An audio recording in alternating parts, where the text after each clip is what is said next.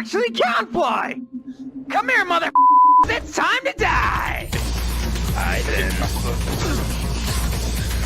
Hey, what's up? Oh, my Sucker. Thought I was right, but I was actually left!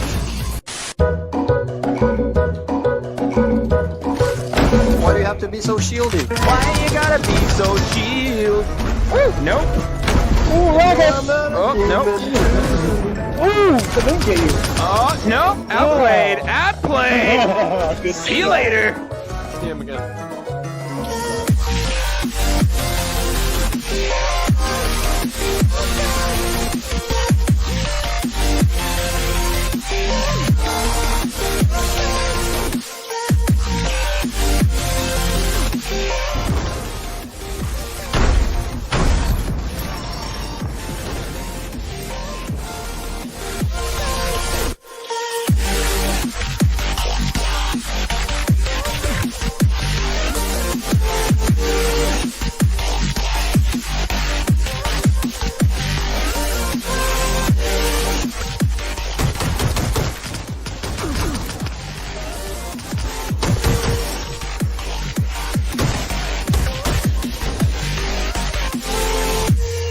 Here we go. I need to save my teammate.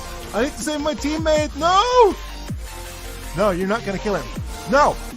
Oh, yes! Where'd he go? Shield! Where is he? Oh, no. No. There you go. Touch my rockets.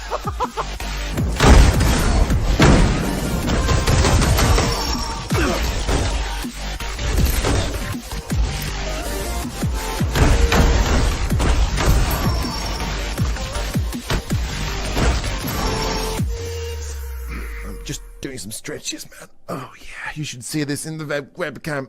This is the way wacky stretches.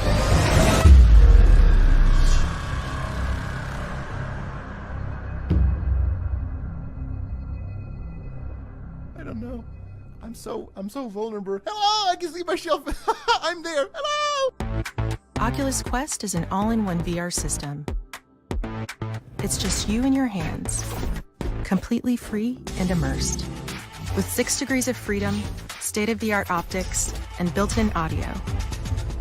You can forget about wires, PCs, and phones. Oculus Quest is ready to play when you are. The headset relies on 4 ultra-wide-angle sensors to map your environment as you navigate through it. And with Oculus Insight tracking, every move you make in the real world translates right into the game you're playing. Combine that with Oculus Touch controllers, and the game is at your fingertips. So when you grab, swing, or cast a spell, you'll feel the power of every gesture. The next level of VR gaming is finally here. Introducing Oculus Quest. Synthesis VR. Enrich your business, achieve your goals, and overcome all obstacles.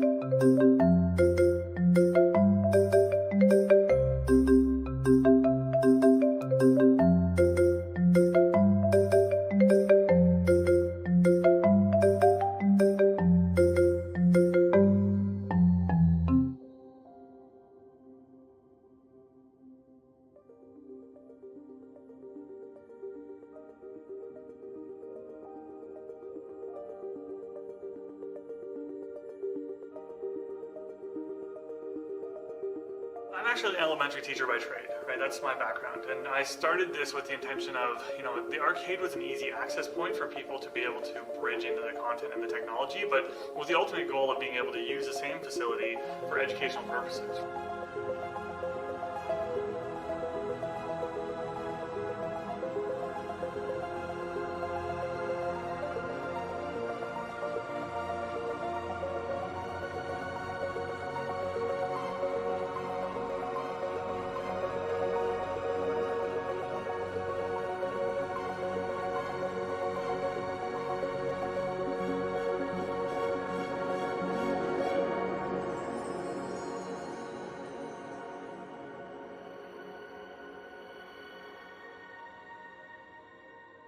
like the visualization of orbitals in 3 dimensions is something that's really, really hard for students to grab a hold of, and for them to be able to, especially at the grade 12 level where that's expected, for them to be able to see those different shapes in 3 dimensions is really going to help them.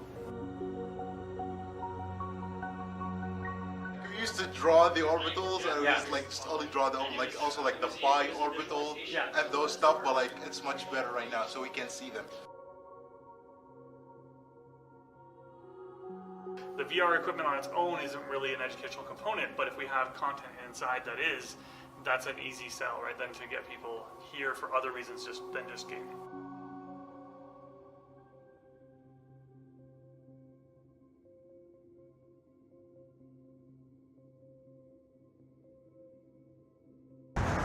Hi, welcome to AbelanaVR, a virtual gathering of location-based VR operators. My name is Mikhail Abanok and I'm an executive producer at AbelanaVR. We welcome you from New York. This time we're coming from here, from the Javits Center, live from the New York Virtual Reality Expo. And we organized this meeting of VR arcades in order to facilitate the flow of ideas between all of you guys. You come from a wide range of countries, from Brazil to Canada, to Israel to Germany, and we think that by just talking to each other, we can exchange ideas, best practices, and build a better industry. So once again, make yourself virtually comfortable. I will join you as an avatar just in a moment, and welcome again to VR in VR.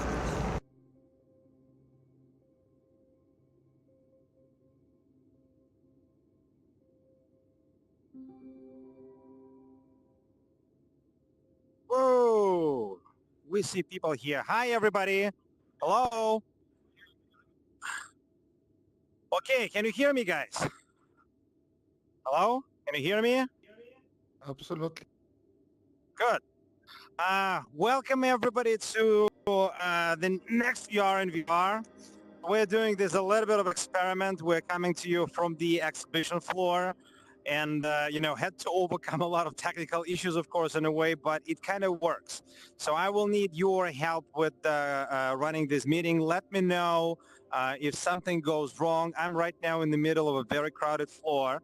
Hopefully you don't have that much of a background noise coming around me. We tested, it probably worked. If you see, if you hear like a background noise that's going to be irritating you, let me know. You want to say something? Yeah, so hi Mick, Hey. the build freezes every now and again. Your voice keeps looping, at least that's on my end. I don't know if anyone else has experienced. Does anybody else have the same issue? Hello?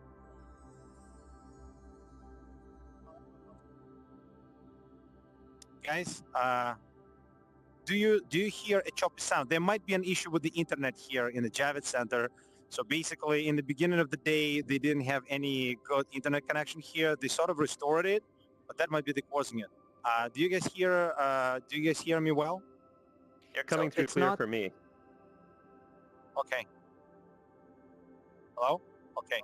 So you're saying it's not the voice. It's the experience itself is choppy, right? No, yes, it completely freezes, and my visual freezes, and your voice or whoever's talking just keeps repeating like 6 times, and then the experience goes back to it. Like I lose tracking. That sounds much more like a local problem. So the experience is it's all on the computer. It's all on your machine. Yeah. You know what? I would suggest you kind of restart it. Yeah. Anybody else has any problems? Let me know, because like I have. Oh, yep. Hello? All good. Yeah, mine's perfect. Good? Okay, guys, let me then just be starting. I think, more people will be joining as we speak. Again, thank you, everybody, for coming. I have Kenneth Richling sitting right next to me here at the VR venue, so we're eating bandwidth together. Yeah, he is waving his hands over there in your crowd. So we are organizing this event for you. Of course, our software allows to do that, and we thought it's a kind of a good contribution into the community. Last time we had this event like in the beginning of the year, and in general we think it's really good to just keep exchanging thoughts and ideas and feelings about the market, especially in the environment when there is not a lot of information going. There is not a lot of information from major players, from HTC, from Facebook, from others. So pretty much we're left to ourselves. And the only way how we can kind of understand better what's going on in the market is by just talking to each other. So thank you for coming.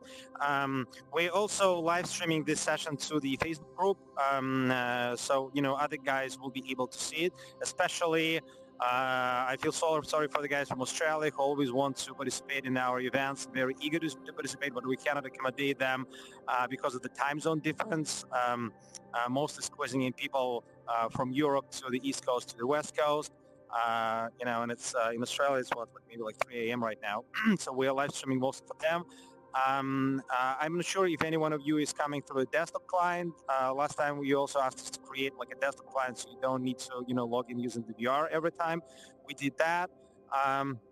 In this session, we'll be having, some panel speakers, some great panel speakers. Let's, I guess, dive in. Some of you might be participating in this event for the first time. I should probably give you a little bit intro what we're doing. So in your cockpits, you have like a question mark button. Your sound is deactivated until I reactivate you. So if you want to say something or ask a question, just press a question mark. Then I will highlight you like this, and you will be able to speak, and everybody else will be able to hear. We have selected people who I will be able to bring onto stage. You will be able to hear them as well. To the right from me, this is Kate. She's from our team. She'll be helping me in this event, throughout this event. Yes, hi, Kate. So she has basically all the same functionalities I have, and she will be able to teleport people to the stage and activate you and help the event run in case, I fall out or something happens to me here. I'll be also, like, at times when we have other presentations, probably stepping out, trying to catch guys on the floor. Right across the aisle from me, I theoretically should have Pimax guys. They didn't show up yet. If they do, I might be able to drag them here, and, those of you who wanted to ask them questions will be able to do that. Right across the aisle, like also next to us, the guys from the VR Association. If any questions to them, they're available right here, and we can just put them in the chair, and you can talk to them as well. So now about the flow of of the presentations today. Many of you have asked us about this market estimates that we do once in a while. So we try to prepare something for you this time as well. Then after myself, we will have a quick panel discussion about various VR devices that are now hitting the market and the overall situation with HTC Vive. And we have two great presentations today. One from the guys at Synthesis. They will be able to speak about the market of location-based VR operators from the perspective of a distribution and content management system. And we have Ryan Birmingham. I saw he had some problems logging in. Hopefully he gets in. Who is representing the VR Athletics leagues, and he'll be having a very interesting presentation with numbers from the esports about the esports in our in our topic. Okay, if you have any questions, anything to say during the course of presentation, please don't take this meeting as a formal meeting. More, treat it as a family gathering. So feel free to interrupt me, say something, just raise your questions. I will be saying some things that, some of you guys might disagree with. Some of you guys might have a different perspective on this. It's important that we kind of get all different perspectives because, quite honestly, most of us operate in sort of almost like a silo experience, kind of ecosystems when the only information we get is from our direct clients and maybe suppliers, but not from the market. So it's important for all of us to speak to each other. Okay, let me start. So as I've been talking about the panel speakers, these are the panel speakers who we kind of expect today. There will be Zan Alexandre. He is running the, he was one of the founders of the, biggest VR group on Facebook, Virtual Reality Facebook. And he himself, like, is an entrepreneur and He has his experience with location-based VR. Then Thomas, better known to many of you guys as Voodoo DE, he is covering hardware. By the way, in your cockpits, if the presentation looks something looks too small to you, you can take with two controllers and enlarge it in your cockpit to the kind of readable size. So whenever I'm flipping through the presentation, you guys have a control of this presentation as well, and you can go back and forth. And then if you're separated way too far from the presentation, you can sync. There is a button in the top right corner how you can sync with my flow. So we'll be having, Thomas talking about the Pimax and, other devices, Shabir from the VR world, and Ryan, who I already kind of mentioned. And then, of course, Kamen will also be participating. Many of you guys know him. But first, let me go back to and start from the presentation that we put for you, mostly focusing on the state of VR. Again, this information comes from us as a developer. We're trying to stay in a close touch with you guys, and we think that we get many of you and how your business is going, but by no means don't take it as the last word in virtual reality, and feel free to disagree with things and correct us wherever you think it should be corrected. Now, yeah, I just like to start with kind of all your logos. Like, the number of VR venues is definitely growing. Guys, actually put all of your logos behind me on this building. Not even everyone who signed up for this particular event. So it's really good to see the variety and diversity of various VR venues, and that this market is going up, despite the fact that there were actually some closures.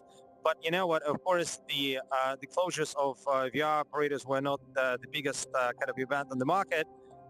During the past year, we sometimes, in our presentation, summarize noticeable closures and departures from this market.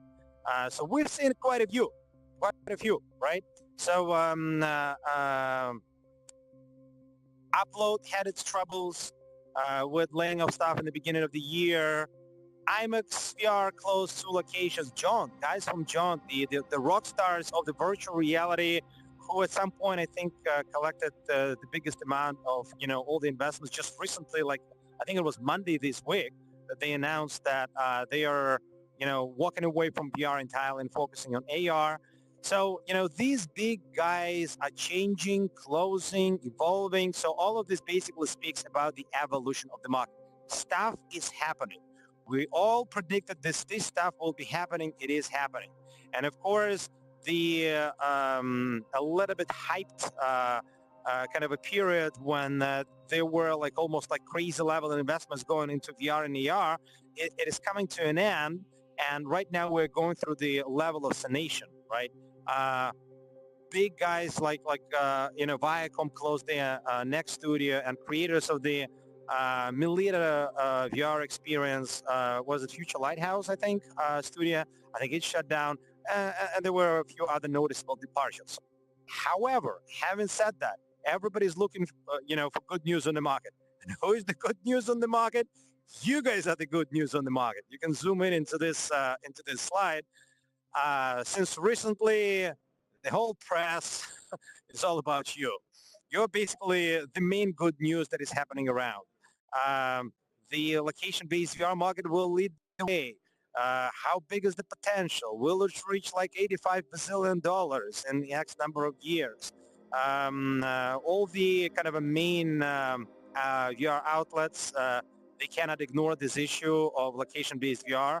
Some of them, I would argue, are still getting it a little bit wrongly, mixing in the same kind of a bucket guys like The Void or Nomadic or Dreamscape, or working with branded entertainment and tailored experiences. And you guys are providing more like a mass market version of a generic experience, or at least many of you guys who are providing mass market versions of generic experiences.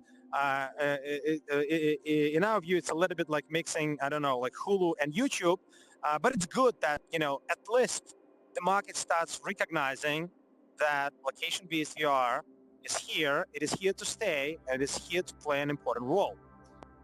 Now, how not to like, you guys. Look at the map, just those VR centers that we know of. There are many more probably out there. We track up to 400 VR venues.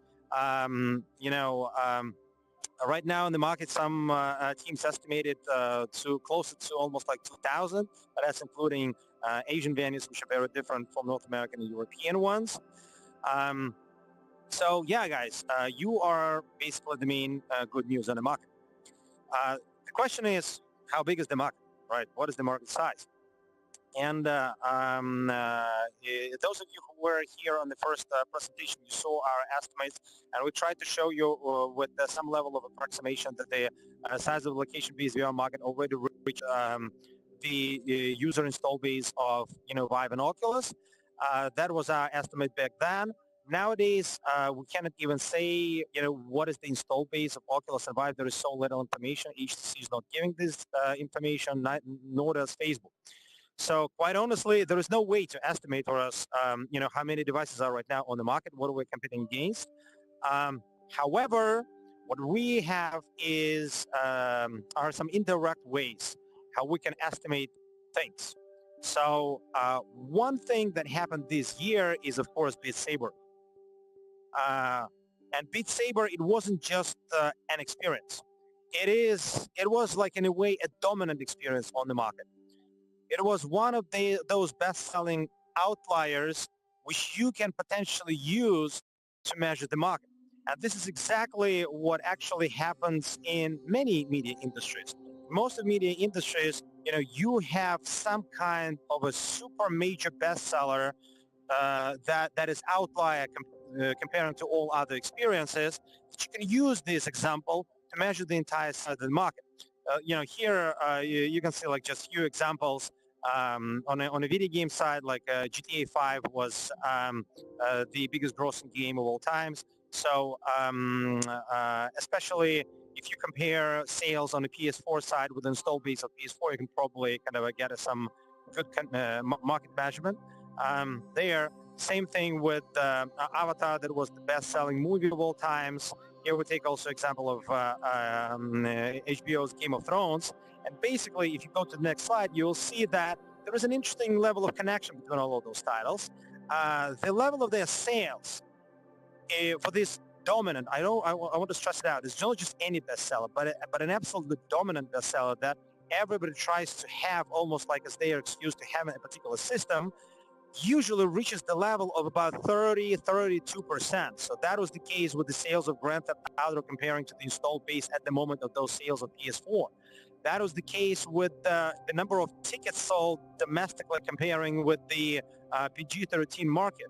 That was the case with, the season finale of Game of Thrones comparing to the complete install base of, number of subscribers of HBO. The absolute dominant bestseller on each media market usually rounds up to the level of 30%. So if we take this assumption, and we know that Beat Saber sold something like 100,000 copies in the first months. By now, we know from the Steam Spy that they sold over 200,000 copies.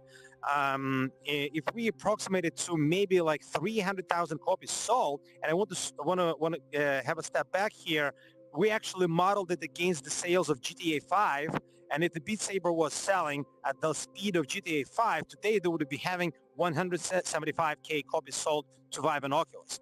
But let's take a super rosy scenario and assume that they sold 300,000 copies. This would make the market of 1 million active users between Vive and Oculus. I want to stress it out. This is not the install base, that's active users. That's one of the things that is happening on the domestic market.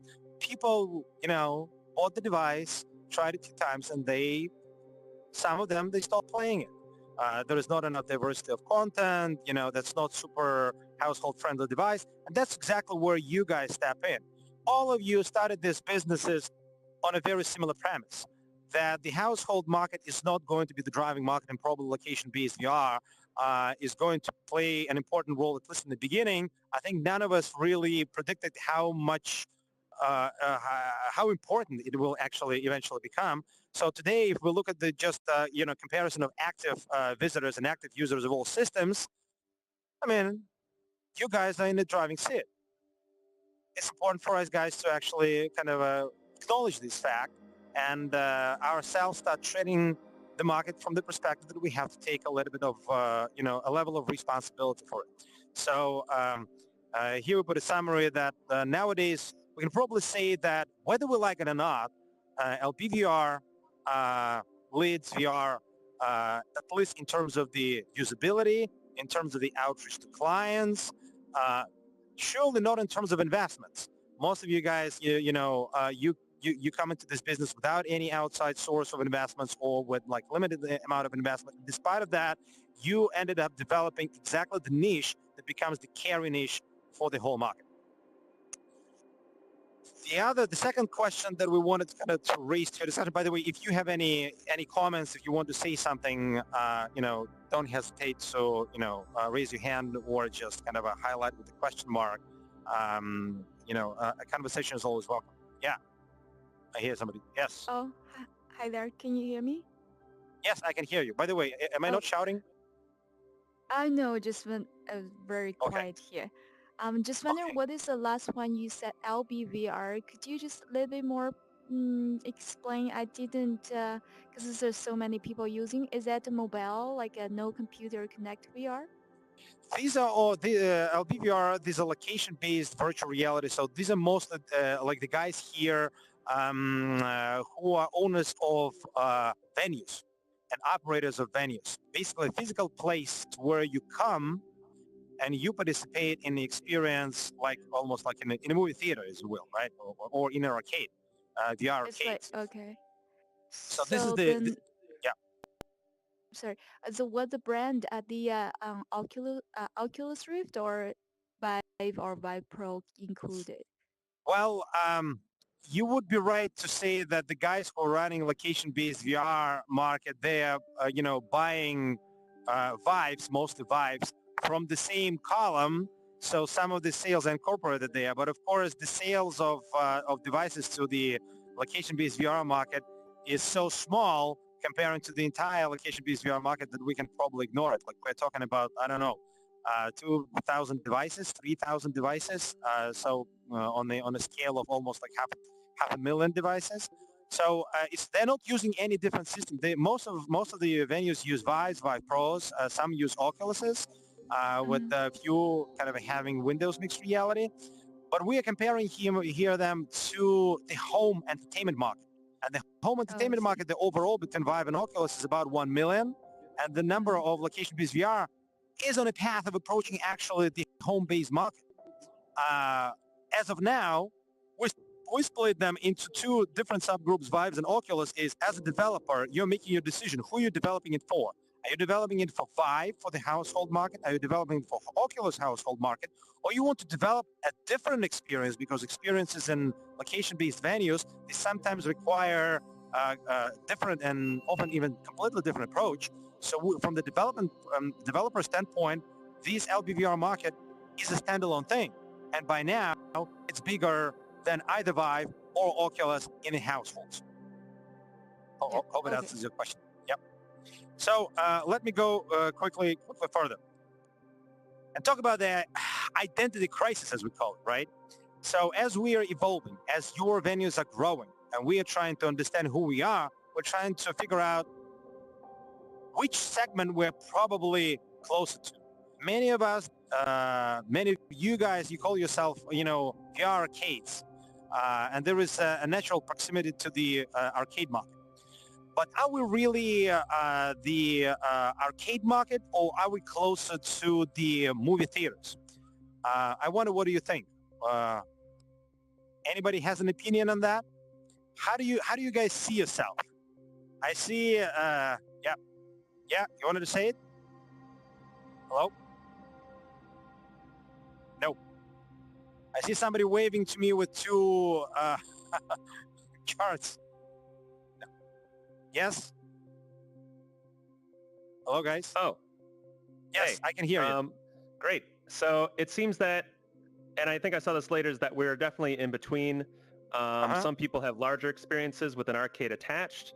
Arcade is more so the impulse. They got impulse purchases, but also the group experiences built in, like the arena scale.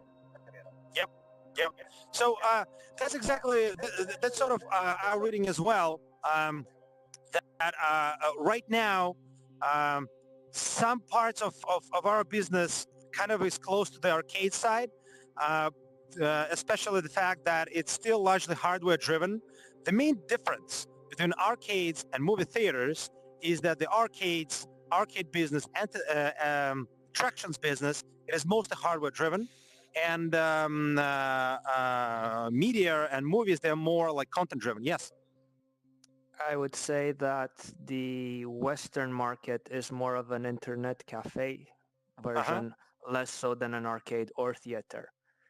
Yeah. Because you have the hardware where you have the choice of devices, of choice of software. In the arcade, the software is tied to the hardware, and same as with the movie theater. Like the Asian market is full on arcade from my experience. Well, that would that's a good point, and that would actually make maybe not a movie theater, but as you said, internet cafe, which in a way is close to like gaming market, and gaming market is eventually evolved into same kind of a media market as any other media market. So we'll be talking about this a little bit further, and let me elaborate on that, and feel free to stop me at any moment. So basically, what we're trying to kind of decide here is where eventually this is all going. Is it going in direction of media, or is it going in direction of attractions? And and if it is going in direction of media, and so far, many of you can claim that no, this market wasn't really about content. People are coming to the arcades to just try out virtual reality. Many of them don't care about content. But many of them also don't care about like what they experience a Vive or an Oculus, right? So it's not about hardware either. It's about like the first try of VR. And if we are assuming that our market is more closer to the media market with the crucial part of the media market is evolution of publishers. Right now, there are no publishers on our market. We have developers, we have you guys as retailers, and we have like gradually evolving layer of distributors, which might eventually form itself or might not. Nobody knows. But the important elements about the media part of evolution tree is that eventually probably it will imply evolution of appearance of publishers, and the whole game will be shifting from just hardware play to more like a content play. You mentioned the difference between the Asian and Western market. So here it is basically represented in two business models, whether it's like kind of attractions business or it's media. On the right-hand side, there is like a snapshot of Control V venue where you have generic stations, identical, designed to serve as many people as possible. And on the left-hand side, you have like attractions that are more widespread in Asian market where you have all kinds of different devices, and probably you accommodate like not such a big group, maybe 5 people, maybe 6 people, and often they're in different experiences. Now, many of you guys, of course, are in between, being focused on smaller groups, but at the same time, sort of generic experiences. But again, this is a work in progress. One thing that we wanted to show you in this respect is a very quick history lesson. And as our team on our side, we actually think that eventually this market will take maybe 2 paths. Some of you will evolve in direction of attractions, others will evolve in direction of media. But we think that media will play an important role. The media value chain will play an important role. And there are some similarities, sometimes very surprising similarities to how the media was evolving, in particular movie theaters. One of the mistakes that people are making on this market right now, they're often comparing it to the technology markets, the appearing of, iPads, iPhones, and how it like quickly swept the market. There was no option for an iPad to be a location-based business, right? So it's a completely different thing. What we see is more similarities with what was going on 100 years ago when the motion picture was appearing. So when it all started, there were these devices called kinetoscopes, where people just kind of a box where they looked inside, and it's a solo experience. It's very short content, and these boxes were basically everywhere. The first kinetoscopes appeared in 1894. They started spreading across the U.S., and they were like in the drugstores, in the hotels, in bars, like everywhere, right? So from the standpoint of the end of the 19th century, you can say it was a way of a portable device. Do you see any similarity with VR? Well, in our view, it's pretty much what Gear VR is, right? So it's a silo experience. You're alone there. You don't have a lot of multiplayer options there. It's usually short content. It's a cheap content. It's an easy, simple content, and it's sort of everywhere. And the same way, like American public has rejected kinetoscopes back then because it was like an individual solo experience.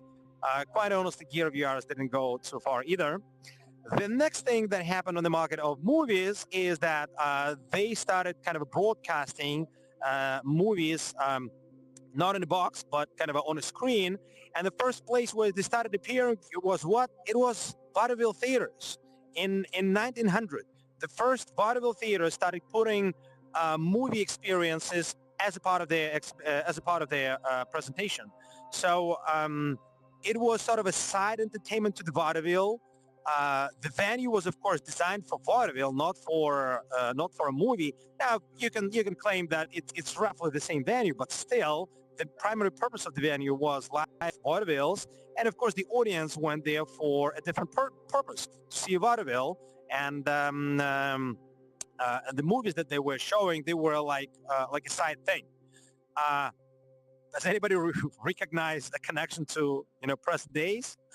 I think it's sort of sorry guys from IMAX, but it's like a direct connection when we try to reverse engineer movie theaters into VR venues. And of course, IMAX VR has also standalone VR standalone venues, which is a different thing. Here in New York, the one that closed down was actually the one in the movie theater. Well, after placing movies and motion picture into vaudevilles, and where it also kind of didn't pick up, guys in LA figured out that, hey, why don't we put it in big stores? And Tyler's were the first guys, and they started putting motion picture in the storefront theaters as an addition to retail, and again, an impulse purchase. And of course, we all saw these ads that were started to appear in malls, and then some of you guys also started your operations in malls. Many continue operations in malls, and they are, for some of you, are still successful. There were recent reports that you guys probably have seen that among the successful VR venues, dominant majority is actually standalone. It might not necessarily be the function of the fact that they're not in the mall, but it might be the function of many other factors, like what kind of a community they are in, what is it, a big or a small city, and other things. But the truth is that same as motion pictures in the beginning, our market, we have been trying to piggyback on other things, on malls, on cinemas, on attractions, on bigger arcades and things like that.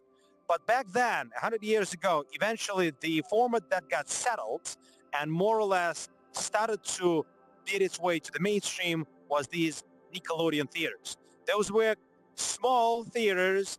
They're called Nickelodeon because it costed just a nickel to pay for it, and 5 cents, you get in.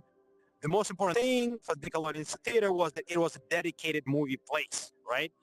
Some Nickelodeon theaters eventually became a little bit bigger, but most of them were smaller and simpler places. And anybody recognizes this? Well, that's basically us right now, right? That's our market. We're here. We're at the level of the Nickelodeon theaters. This is if our analogy with movie theaters is correct. If our analogy with movie theaters is correct, we can more or less project a little bit into the future and take a look, where did the motion pictures go after the Nickelodeon theaters, after those smaller dedicated venues where content wasn't actually the main thing either. People were paying 5 cents and the content was playing there continuously, rolling over and over and over again. So even though the Nickelodeons didn't create the mainstream market, but what they did, they systemized this market, right? And the next thing after the Nickelodeon theaters, roughly 10 years, 13 years into the motion picture industry, the evolution of movie palaces. So as opposed to Nickelodeon theaters where you have small to medium places, unsophisticated content, focus on middle and lower class level entertainment and, simpler type of venues, evolution of movie palaces started to bring large audience, more upscale audience, different quality audience, high budget productions eventually, and the most important thing, they became competition to Broadway. And that's our question. That's where we think eventually the VR, LBVR market might be evolving. And you can see, this image shows some of you guys, Transfinity guys from Switzerland, they're working on larger venues. The guys at Control V, building up bigger and bigger and bigger locations. The one that they're building in North Carolina is actually, they call it Coliseum, so it's going to be even bigger. VR World here in New York is a great example of a very atmospheric place where you have many devices, I think up to over 30 devices in one place. And Oculus in their OC5, they demonstrated how a big venue could also operate. Now, if you have anything to say here, feel free to raise your hands and continue. Correct me or say your opinion. You're more than welcome. In the meantime, I will continue. So we're calling on you guys. Yeah. I would point out that visiting VR Zone in Japan, which it has close to 100 headsets. Yes. Almost all running individual experiences. In the sense, well, Mario Kart VR had 12 headsets, like 4 instances of the game. Midday it was dead, but as the day progressed, it still had a fairly significant audience to it, similar to a lower left image on the big screen. So even with the arcade model, you could still end up having very large traffic and repeat and all that stuff. That's true. That's true. That's very interesting that you've been there. Like I know about this place. They were one of the first ones. I think they opened up like 2.5 years ago, maybe even more. Correct me if I'm wrong.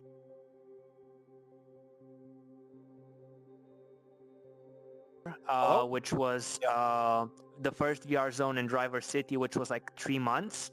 And shortly afterwards, they opened like a full-on venue in Shinjuku, like tourist trap area, and that has the 100 headset, and it's still ongoing.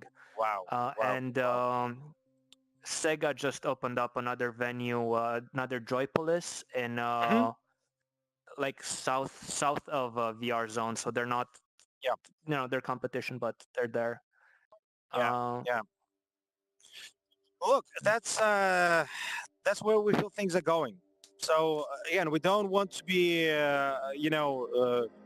stressing you out, guys, but I think the writing is on the wall that we all need to increase traffic. Yeah, go ahead. Yeah. Well, I was wondering, where is the augmented reality thing around that? So we have a lot of things about the VR, but I think that augmented reality will go through the market. Well, not really soon, but sooner than what we could expect about that. That's a good question. We as a developer, we didn't even, for example, focus on augmented reality, mostly because the price of the devices has been like very expensive, and it wasn't clear where the market is. Show me this install base. With you guys, as we showed you the numbers, there are actual numbers to which you can develop product. With augmented reality, there is clearly, a value that augmented reality creates, and the place for it in the market. But the first thing we would need to do is to find a way to make sure the life makes sense for the developers. Of course, Microsoft with their HoloLens, they can finance some early level content, or Magic Leap guys can after accumulated few billion, whatever, 6 billion by now, I don't know, behind their belt, they can finance some of the development, but eventually this development should be happening without them. And the most important question for developers is where is the install base? Am I activating you guys correctly? Because I might just miss with the laser. I was waiting for you to finish your sentence. Okay. Alex, when you started that comment, were you referring to stuff like Hadoop, which was like the phone-based AR arena thing?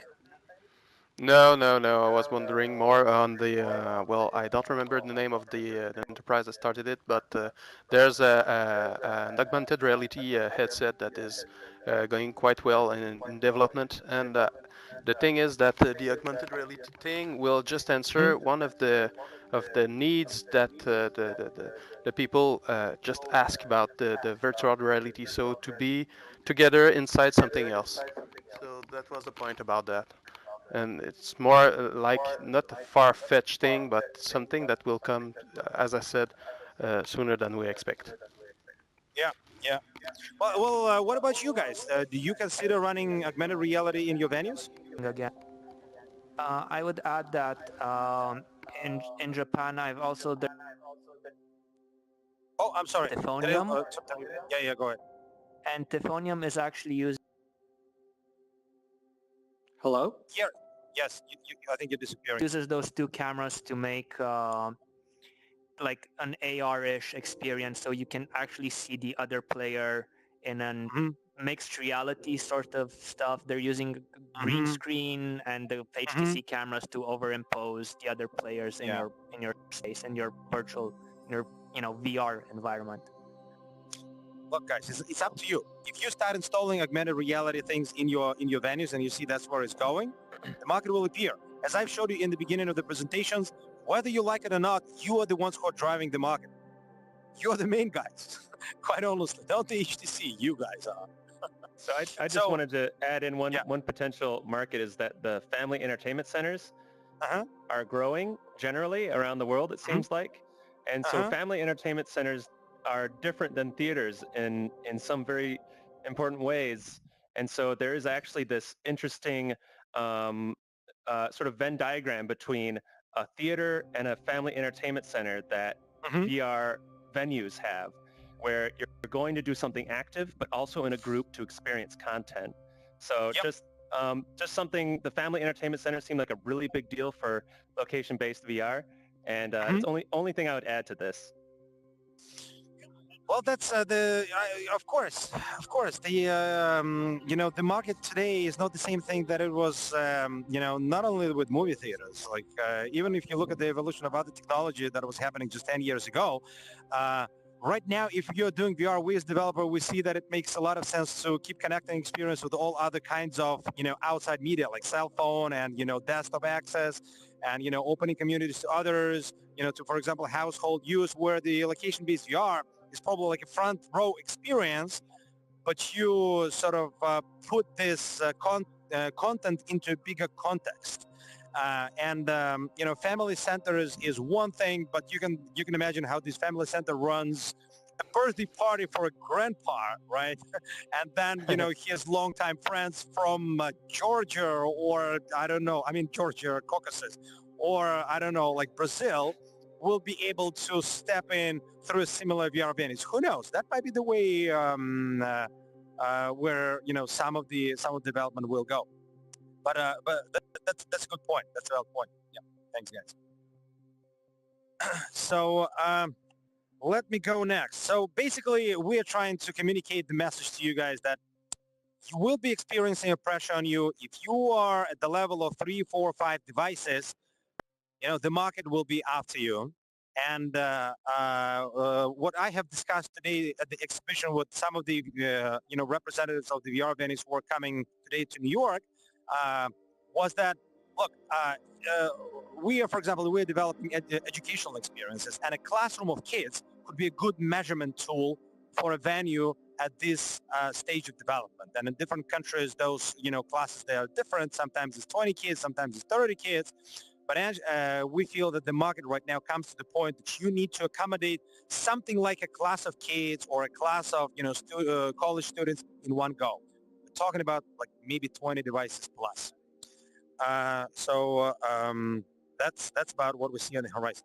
The other thing is that evolving is the value chain. And we started talking about this a little bit in other media.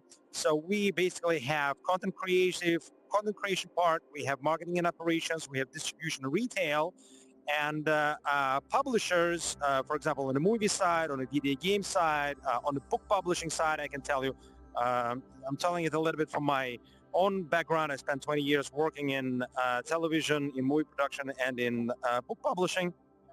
So I know there's this value chain. So a publisher basically takes charge of all these functions, starting from content creation to marketing and operations to distribution. For newer media, online media, this integration happened from the other side, from the retail side, where they have like big retail storefronts like Valve or Amazon, where retail basically took the functions of distribution and then took the functions of marketing operations. What we have right now on the LBVR market is that we have the retail segment, which is you guys. We have the content creation segment, which is us. We have somewhat evolving distribution platforms like Synthesis. We have some others. We have, what is it? Well, Springboard for sure, but I can forget it. This Homeroom that we guys here at the venue, and some others. So we have a distribution segment. Somebody has to take care of the marketing, but basically there is nobody to take care of the marketing. The developers, they are not big enough to put real marketing budgets where you would see buses and billboards in your own cities with, advertising Beat Saber. It just doesn't, right? But developers, they're trying to to do something on the marketing and operations side, at least through social media. One thing you can tell about this last line is you can tell it's going to evolve somewhere. You can tell that it's in the process of going somewhere. It's not going to stay this way. So there will be some more integration and probably a change in how the value chain looks like. And then we made this with this graph. Well, first of all, we made the graph to show you how a graph looks nicely in 3 dimensions, right? So you can take it and throw it if you want. But this graph, it shows we collected information about the distribution of the price, like 100%, how it is distributed in different industries, media industries, and in, for example, ebooks, and in online games, and in box video games. About, around 50% go to content creators, about 20% go to retailers, and the rest is kind of a lost in between. Movies market is a little bit more complex. The movie theaters usually take 50% cut, and the rest is distributed across different segments within the area of responsibility of a movie studio like Paramount or Columbia Pictures. But actually it's more complicated. Let me show you the second graph. This one is actually dynamic. You will be able to see that for most of the movies, the initial split is 50-50 between the movie studio and the movie theater. But eventually, if the movie performs well, this shift changed to almost like 10-90, where 10% stay in the movie theater after they recouped a particular level of the initial investment, like the venue, the popcorn, and all the other stuff. And 80-90% go to the movie studio. So eventual split becomes somewhere closer to like 30-70, and the 70 being distributed between movies, between the distribution, marketing, and content creation part. Now the one in front of you, LBVR market, you can see how different it is today from the rest of media market. So you can have a suspicion that it's probably going to be changing in the next years. And we need to be ready for that. And the question is how to get ready for that. And there is only one way to get ready. So here we mentioned some of the factors that will be influencing this evolution. Of course, price of content will be going up. Today, you guys are mostly talking to small developers like us. But imagine that it's not 400 venues anymore, it's 1,000 venues, or maybe 2,000 venues anymore. Then you become a big enough market to make an interest to EA. And then when EA will come out with their piece of content, this will be a piece of content that you cannot reject, because it will be a piece of content that is almost like defining, almost like Beat Saber. Are you having Beat Saber in your venue or not having Beat Saber? Or are you having like an Arizona Sunshine in your venue or not having Arizona? Like, it's probably a bad comparison. Arizona Sunshine is so good because it makes a lot of sense for you guys to have it, but eventually there will be pieces of content that are highly marketed, and once they're highly marketed, big publishers they will have a big bargaining power against you guys. They will be driving the price of content up, while at the same time you will be experiencing the factors that drive your price, retail price down. Competition between, all of you will increase. There will be the level of, commoditization of VR. It won't be like a novelty fact. Yeah, go ahead. You want to say something? Hello? No? Oops, I might just miss. Did you want to say something? Yeah. Can you guys hear me? Yeah. Good. Yes. I'm sorry. Okay. I keep on hitting the person in front of you. Oh, no problem. I should sit a little higher. Doesn't it really have an opposite effect that as there's more VR venues, basically more buyers, because right now there's a lot of small developers, especially if they're developing content specifically for arcades, right, or LBVRs. They'll have maybe 10 to 100 different potential customers around the world, that may be getting the content. But, as there's more of these, then a bigger company can spread out the development costs over, thousands or tens of thousands of venues. Yeah.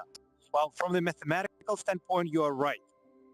But when you end up sitting across the table from EA, and let's say you have right now Springboard or Synthesis installed in your venue, and let's say EA take their Origin platform and they decide to make it into a content management platform same way as they wanted to compete with Steam, and they will give it to you for free. They'll tell you, hey, here's Origin for you to run your VR venue, and it's free. And here is a piece of content that we invest, 5, 10, 20 million just in terms of marketing and promotion, and everybody out there knows that there is this VR experience, and they come to you and they ask about this experience, and the experience becomes like a defining experience for the arcade. You as arcade, you have to have it. It's like the same time as you're a movie theater and you don't have an avatar. That's a question mark, like what kind of a movie theater you are. Probably Art Nouveau or something, like not the mainstream movie theater. When you start sitting across the desk, not with us and not with the smaller developers, but with Ubisoft and EA and others, it'll be a completely different type of conversation, guys. They will set the price, and you will have to take it. I believe myself that, sorry, I'm with David on this one, actually. I think what from developer perspective, and I work closely with developers in UK, and from our perspective, we don't need the massive titles with expanded stories going for 40 hours. Beat Saber have proven that, the game can be viral and relatively simple. And so the massive budgets that we expect to go into developing those titles, they're not a necessity. It would be brilliant if the marketing will go behind the games, but the games themselves, they don't need to last hundreds of hours. The Fallout or such, they're not really exactly popular in VR. So as far as I understand that we would get pressure because those titles will be marketed heavily, and we would like to have them because there will be a public awareness of the title. I don't think the studios would need to spend billions to create them. They just need to be innovative, like Beat Saber team done. Correct. And bring something to market that will prove viral. And with that, the retail price for 15 or 20 or an hour experience, they cannot really expect us to tie ourselves into some sort of suicidal deals that this sort of. Wait, I would. I'm sorry. Go ahead. Who is talking right now? This is Craig from Dreamgate. Go ahead. I was just going to say real quick, as far as your EA example, I was going to also say... Oh, somebody turned it off. I'm sorry. Was it you? No. Okay, so I was just going to say with the Oculus Quest, Facebook has openly shown that they are going to be investing heavily into the arena segment. And so that's sort of an example of this EA thing potentially happening, where it's hard to say how much money Facebook is going to put into arena content. So that could be an example of this sort of starting to bubble up. Yeah, well, my big fear, to your point, my big fear with what Facebook is doing is, you saw that at OC5 they had, what was it, Void guys out there, right? Showing the demo. Now imagine the scenario when Facebook decides to tightly control location-based VR marketing. And they will say that there are these 10 distributors that we're going to be giving our arenas to, and Void being one of them, and maybe there are 5 other Voids, but not all of you. There are hundreds of you out there. And, they will be it will be like a signature experience of Oculus branded location. What do we do then? My feeling is is that like these small developers have to work together to try to secure the industry from being controlled completely by potentially Facebook's investment. You cannot probably see it right now, but I'm nodding very heavily that the whole kind of exhibition now sees me here. So yes, yes, I I'm mean, like if with you, like Facebook gets in, 100%. Yeah, let me activate the person behind you. Yes. So I first off wanted to address David and the gentleman from Liverpool's comment regarding EA not being a thing. Yeah. Oh, your mic keeps disappearing. I Is hear you indeed, and it's then not. sorry. Yeah.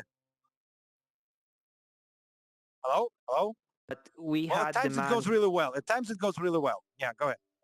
So the people have demanded Fallout VR, and people have demanded, long epics, and the Arizona Sunshine, we get repeat customers because they want to finish the story, not because they want to shoot the same endless horde of zombies.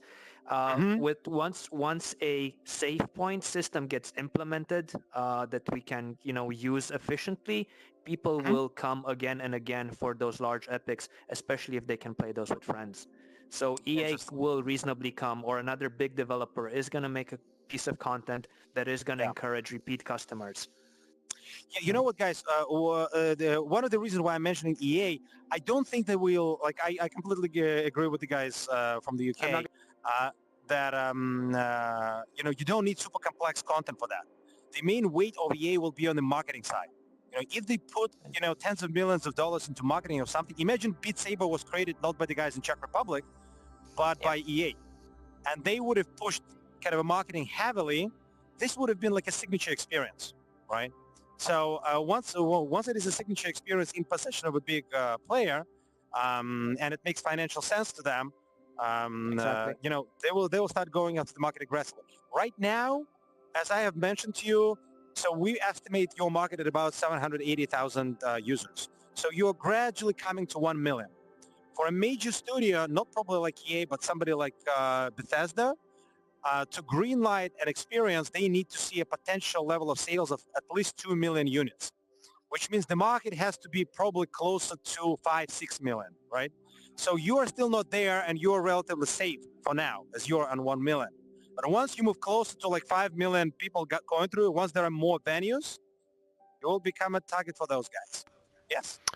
Well, yeah, I know that we're about 1 million said users or consumers, but one of the things that we will have, and I don't remember the name, sorry, that my friend here back there just said about the save points.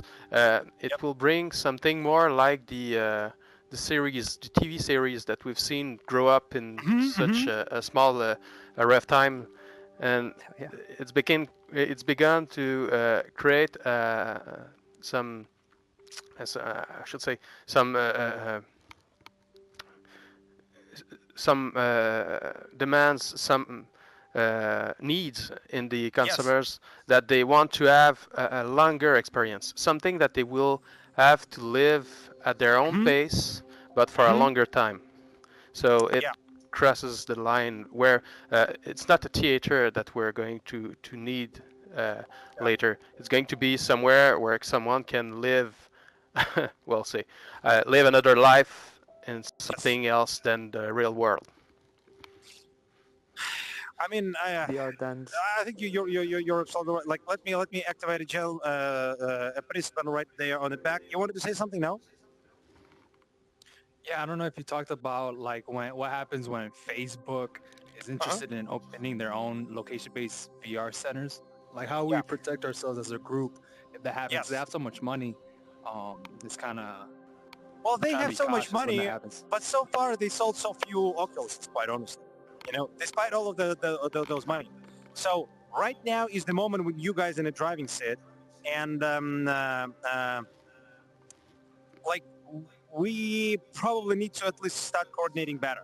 One of the things that, at least from our perspective, we can tell is that if somebody creates some kind of a level of transparency for this market, showing a big number of venues and showing a lot of stats, at least like, for example, almost like daily stats of visits, that tease this information to the market. That's a big deal for developers on the one hand. They start operating better. They start creating better content for it, but also the whole market gets a bigger level of visibility.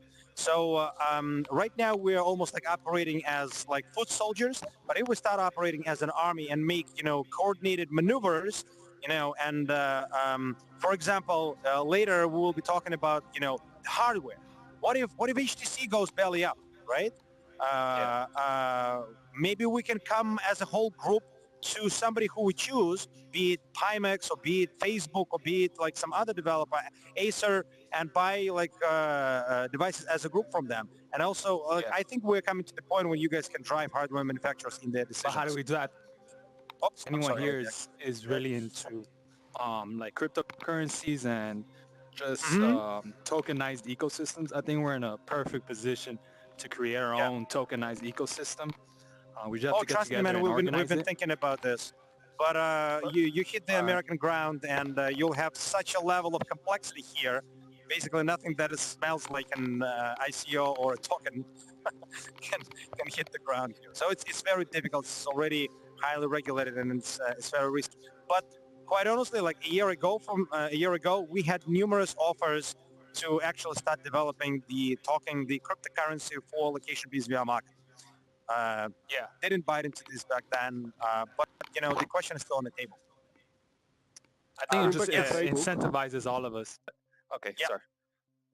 I was just gonna bandwagon on that too a little bit and say that like there's industry precedent of like these sort of marketing efforts, like the dairy industry. Like Got Milk was really just the dairy industry coming together to make one good commercial for everyone in the industry. That's sort of good precedent to sort of look at as a way to sort of help rise the tide that lifts all of us up. Yeah, it is. Well, from my perspective, I can tell the television industry, like the guys in the UK will confirm that. So is it like ITV broadcaster, right? So basically what is perceived as a big broadcaster, ITV, is a bunch of independent broadcasters in certain locations. So it's a network of individual broadcasters, and they come together as a team. That they set apart, like for example, a budget for development of a particular content, and they broadcast it across this network of channels. They actually operate as a true network as opposed to like networks we have here in the US. We call them networks; they're not really networks. Well, the ITV in the UK operates more like an actual network where individual operators kind of come together and run a big channel that is a major competitor to BBC. Well, the downside of that is that at least on the TV market, they had to split the market, and there is basically one player per, like, say, region, right? And they like kind of switch this license from one TV stations to another in a competition. But at the core of it, it's a network. So something like this network efforts, we need them, and we need them to make more and more often. Might be having. Like, when you mentioned Facebook, previously when we talked about DA, I didn't see them as a threat, but Facebook, from my perspective, with Quest and with their ability to market whatever they like at no cost to themselves due to their social network, they the real threat, and the marketing ability of our arcades, it's sort of relatively limited. We are not able to do TV. The press advertising doesn't work from what I've done. For us, the best driver is TripAdvisor and Facebook, and if the Facebook decides to change their stance like they appear to, because they never really been supportive of VR arcades in any sort of shape or form with Oculus, it's gonna be a existential issue for us. So yeah, I fully agree with you on that. There has to be some sort of way we can bundle up to spread the awareness of arcades in case they decide to just go with Void or just a couple of providers with Quest. We'll come to this topic like just in a second. Like I'll finish this presentation. There will be like a panel. So Zan Alexandre from Brazil, he was on OC5, and he's going to be talking more about Facebook and his experience there. Hey, you're waving to me. How's it going? Yeah, just saying hi. Okay, so yes, you're there. I didn't realize. Wait a second. Why do I see you in a Brazilian flag? Alexandre, that's you? Sure. Yeah, that's me. Like in theory, you should be like a silver person who is like one of the speakers. We'll see. If I won't be able to teleport you, maybe you just enter it as just a regular user. As a regular user, you get like a country flag on your stomach. But if you come as like one of our speakers, you'll have like a silver avatar. That's fine. If I won't be able to teleport you here, I'll just activate it. Yeah, yeah, no worries, no worries. Let's go. Let's go next. A quick comment just for you guys to know, like I can activate simultaneously maximum the 3 of you. So if I keep switching to the next person, somebody who was speaking might just get deactivated. I'm sorry for that. It's just a limitation of this software. So the last thing that I wanted to mention to you guys is what's going on. So we talked about value chain. What's going on with HTC? 95% of you use Vives. Some of you use Oculus. This is the stock price of HTC during the past 2 years, right? I wanted to include here their cash flow numbers and, the rest of their P&L. Doesn't look much better either. It wasn't really valid to include it because they used to have this whole phone business that they kind of divested. Here's the mark that shows, sale of mobile business to Google. That's when HTC sold their business mobile operation to Google and they became all about VR. You look at the stock price, didn't really help them much, right? And the bottom, here I'm pointing there in the corner, that's where we are right now with the stock price for HTC. And the big question is, what are we doing if this company goes belly up? They already not good in their customer service and supplying you guys with all the spare parts. But what's our strategy if nobody buys them? By the way, in the corner here is the market capitalization of HTC right now. I converted it into US dollars. It's 830 million. 830 million. You remember how much Facebook paid for Oculus when it was just a prototype, not even DC-1? They paid $2 billion. And then $1 billion more in incentives to the staff, and then they spent something few billion more for development of the content. So overall investment to the field on the side of Facebook was something close to $5 billion. The market capitalization of HTC right now is below $1 billion. It's 830 million. It is still sustainable, but we see a bunch of question marks. And I think the question of alternatives is kind of hanging in the air. And that's when we're coming to our next kind of a stage is, discussion about, what goes next? What happens next? Is the Oculus Quest the next big changer? Is that the next big thing for us? Or as Brendan Reeb, the original founder of Oculus, who left Facebook like 2 days ago, he said, it wasn't he who said that, but, it was mentioned in connection with his departure that, for Oculus, it's more like right now a race to the bottom. Now, of course, we shouldn't be taking his words, as a mantra, because you can imagine, when the Quest comes out, it's clear like a death spiral for Rift. And Brandon was in charge of Rift. So, of course, he is departing the company, and he doesn't like that. But in general, it's a big, open question.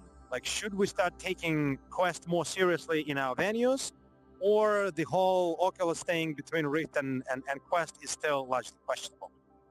I think we have divergence here, like how that Snapdragon 835 can run games that we are running currently. That, like if we look into more sophisticated content, I don't think Quest will be the answer. I mean, a Quest will be probably amazing from a casual user perspective. People who attend to our arcades now, since they might not be worried about the long stories. But the things that I agree previously that changed my mind a little bit. When you have the save option available and you can continue your story in VR, I don't think Quest would be capable of, delivering that.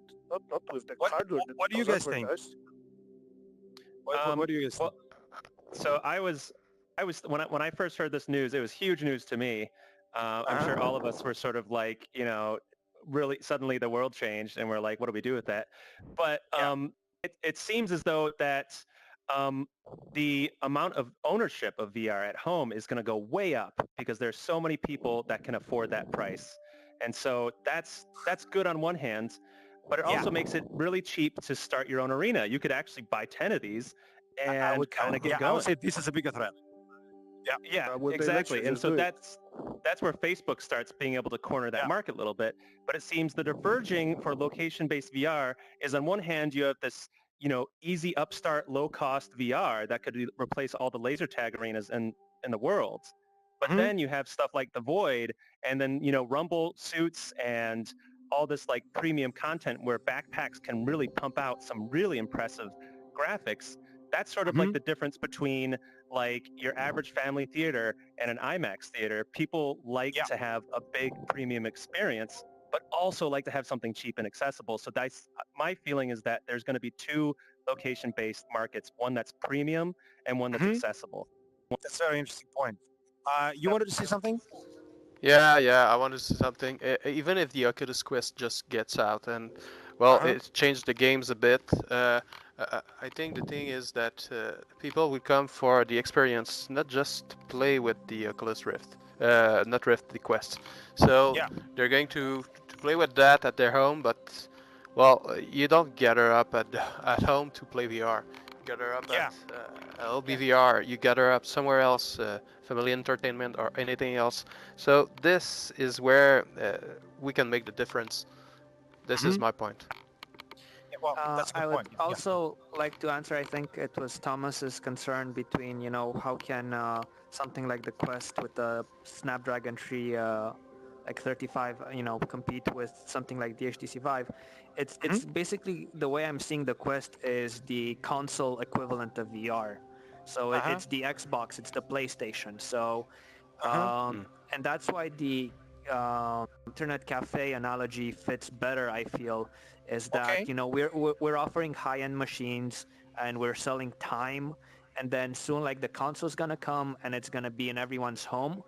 What we will then be able to offer is that when people want to play together and their friends will not have said console, we can provide them with the space, which is in cities at least is a premium. So the Quest is more like an arena. It's more like a place to gather up. It's an arena. It's somewhere else where you have the space to do that. It's not all the people that have the space. Oh yes, absolutely. Like honestly, I get I'm absolutely with you on your argument that there is a potential competition from a Quest specific locations. As for the household market, I don't know. My personal take, I'm not so upbeat on this one. Both Facebook and HTC had the chance to show sales of a device, right? They created Go. They created, HTC Focus, right? Focus. And right now, after basically Focus and Quest are more or less the same in terms of the hardware, it's just Focus was missing the controls. And of course, after the Quest announcement, Vive just announced, again, probably a week ago, boom, they're coming with controls. So we will see. Right now, we see that the excitement for the VR market is largely sort of waving away gradually, so you don't have this first early mass adoption crowd. The buzz is not there anymore. It's commoditizing and generalizing, and that's good for you guys. So, which means maybe some people will, if Quest proves to be really valuable for the households, people will be having it. It's $400. Maybe eventually will be $300, maybe less. It's still sizable investment. If it's just for 2-3 pieces of content, of course it's not going to happen. My bigger concern is that it might affect actually the type of LBVR market. So there will be different kinds of VR venues, and the possibility of Oculus, just Facebook fully controlling the LBVR distribution side is also a tangible thing. So, okay, with this I think we're prepared to go to our panel. The last bullet point from our list is, hey guys, have a plan B for technology. Like right now, we're of course stuck with Vive, but we have to think about the options. And let me really quickly bring to you, a few panel speakers. And let's see which one of them are here, because connection was a little bit sporadic. Zan, have you been able to? Yeah, you're here. So Our first participant, Alexandre, he is, let me pull out the presentation. For some reason it disappeared. Do you see the presentation? The slide, and go. Yeah, I can. Boom. Here, it's here. Interesting. Kind of disappears when I'm pulling out a person. But we'll see what happens when I bring out the next ones. So Alexandre was at OC5, and he'll be able to say a few words about his experience with Quest. Then let me bring Thomas. Thomas Voodoo.de. So he is the most popular VR channel on YouTube on the German market. The most important thing for us is that Thomas was one of very few, a small number of testers for Pimax. I also promised that I'll bring Shabir into this conversation from a synthesis, and let me see if Ryan was able to log in. Is he here? No, he's not here. Okay. Let's start with this one, and let me really quickly start with you, Alexandra. What do you think about this whole situation with Oculus Quest? And based on your experience at OC5 here, I will give you your photos. Actually, some of your photos we weren't able to make in because of different resolution, but most of your photos are here. You can control the flow. So tell us more about what was happening at OC5, and where do you think the strategy with Oculus with Quest goes? So there has been some quite interesting things going on OC5. Pretty much the impression they gave with the event is that they were focused on gaming and location-based business. Just because of the whole experiences they were showing, most of them were gaming, which was a disappointment from the people from Cinematic VR. They were expecting more experiences in this category. But the whole event were mostly gaming, and there was some esports there that was actually really cool to see, with the whole screens and with the complete presentation of an esport thing. So, and from there, with the Quest, they had also games and this arena with the Dead and Bury, showing how you could perform multiplayer game with the Quest, using some also features with the AR system they have, or the MR actually. So the impression that I had at OC5 is that they were subtly, or not giving this hint, they were somehow going to the location-based business. Although, it was mentioned by someone in the audience, it was never their approach, or they have never been open to the location-based business, or they have never given any support at all. So they gave this different impression there. And some things I'd like to share with the event is how they operated. The operation to show people the Quest, because I thought it was a little bit worrisome actually. It wasn't that smooth. To start with, I tried Super Hot, and they have developed.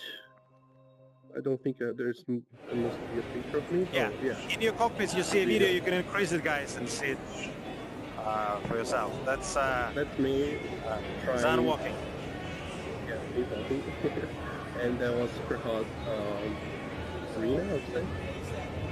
So as you can see, it's a quite large area, and they have developed the experience specifically for Quest. They used some of the stages from Super Hot, and they just made it larger, so that you walk around and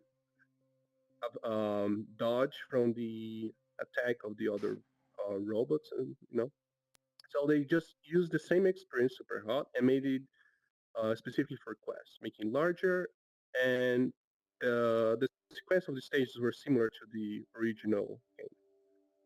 So from one thing I saw in this case, it's you got in the queue, which was a little long, and then someone would pick you up and bring you to this small arena.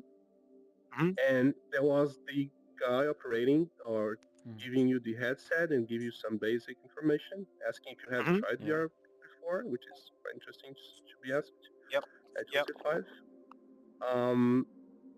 And what I noticed that they had two classes there. There was like a really, I don't think we can see it, but there's a table there. Inside this table there was a second class. So they were replacing every time someone would use it. Like they'll take it off and clean it, and then take the other quest that was probably charging. So they needed, as I could see, two classes for the whole event, which is for me like impressive in a way, because number of people using it and the length of time they were using it was pretty. The demand was there, of course. So basically, what you're saying is that if somebody runs a Quest Arena, you need to have almost like the double of size of your of devices of your expected audience, right? Because you will be continuously replacing them and recharging them, right? Precisely. Considering you have like really demanding, like you have a huge demand, people coming in all the time. Yeah. Apparently, two classes would be enough to suffice the demand.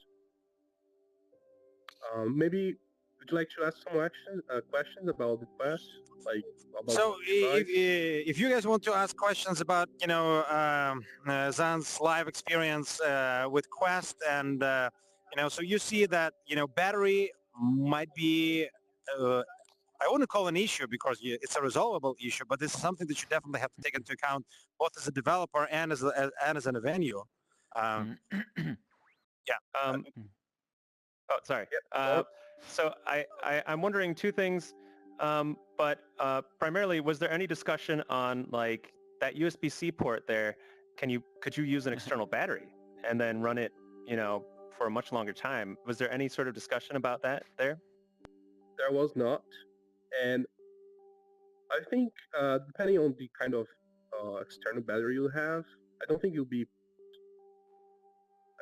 enough to power the class. I don't know, but there was no details on that. And the other thing, I don't think I read anywhere was how was the comfort as far as the weight? Did it feel about the same as an Oculus Rift, or was it, In how comfortable is summary, it? what I say about Quest is pretty much a Rift without the cable. But the display is different. You can see all the details on that, out there on YouTube. They tested. They were discussing with the product manager, I think, and they have given some details on the display and other things, even with the ports. But the feel, like when you put on and then you start playing, because all the details that annoy people in terms of quality, they go away when you start playing. So the feel was I had a Rift without the cable, and I could just walk around freely. It was lightweight and everything, just pretty much a Rift without the cable. That was the feel. The controllers, they were different, but the learning curve to start using them was like instant, pretty much. I didn't really have to remember what the touch is like and adapt. No, just start using right away. And quality of tracking. What about the field of view? Oh, sorry, go ahead. Just going on the tracking then. I have two examples. So at the super hot roof, tracking was a little bit disappointing. I had some issues. Even if the controllers were in front of me like this, I had issues. Like I could see my hand like going, like just what happens with Vive when it loses tracking. The controller just goes floating. So that happened a few times. If your controller is away from your head a little bit, you will lose tracking. If it's behind on you, like on your back, you're gonna lose control as well. Tracking. Accuracy of your steps. Sorry? Sorry, and while you walked, where did you felt like the steps are accurate? So like one-to-one They in were. terms of... Yes. For the headset, the tracking was one-to-one. I didn't feel... I didn't have really any issues with that. Just with the controller. So once again, can you say how... Yeah, go ahead. I was just going to say it's controversial because they were showing super hot where you have to use your hands all angles, even behind you sometimes if you're holding a gun or something and you're going to shoot someone in a different direction, you lose tracking of the controllers of the Quest. But in the end, it worked. It was a simple optimal. Yeah. So, the difference in super hot from the like Vive from or like Rift experience, it was there, but it was tolerable, right? Yeah, and like they redesigned the experience, making larger areas. Like I think the first stage you were in some parking lot, and it's in a narrow corridor hallway. But in there, this hallway was much larger, so they were trying to make you walk around with the class, of course. And and if you Sorry, see one more question. If you compare the Steam VR 2.0 tracking with, with wireless solution HTC Vive Pro to Oculus Quest, which one would be more premium in your opinion? Well, from the HTC Vive, of course, but yeah, because it didn't have issues with the class, I can't say it is bad. It's not bad. It is good, but I still believe the Altain tracking is still there better. It has How better, far did they allow you to walk? honestly. How far could you just walk? From what I've heard, Quest is a world, I wouldn't say roll, but probably depends. You have to track. You have to limit your area before playing, but you could track like a really huge area without any problems. But still, Quest was developed for a room scale experience, for a home entertainment experience. That's from what I've heard from the other people discussing it, and from other interviews, and from the from what I saw there as well. But you can walk like I would say world scale, but you have to limit the area before the experience. You have to set up, so it depends on how big the area is. The other arena, for example, on the bird and Dead and Bird experience, it was a large area, an arena, but it was split in two. You couldn't cross the line. It was a train rail in the middle, so the game wouldn't allow you to cross. And then even the monitors were checking, were there for you. They won't allow you to cross it. Otherwise, they'll take off your headset and ask you to stop or something like that. So the arena was big, but the area where you could play was split. There was half of it, so making it like a smaller area, not a room scale, but like a larger room scale for sure. So can I yeah. ask? And I wanted to know more about the arena experience for sure. Did you try to like fist bump anyone? Did you try to see how accurate someone else's body was in there? Like how accurate your own body was? That sort of look and feel stuff I'm really curious about.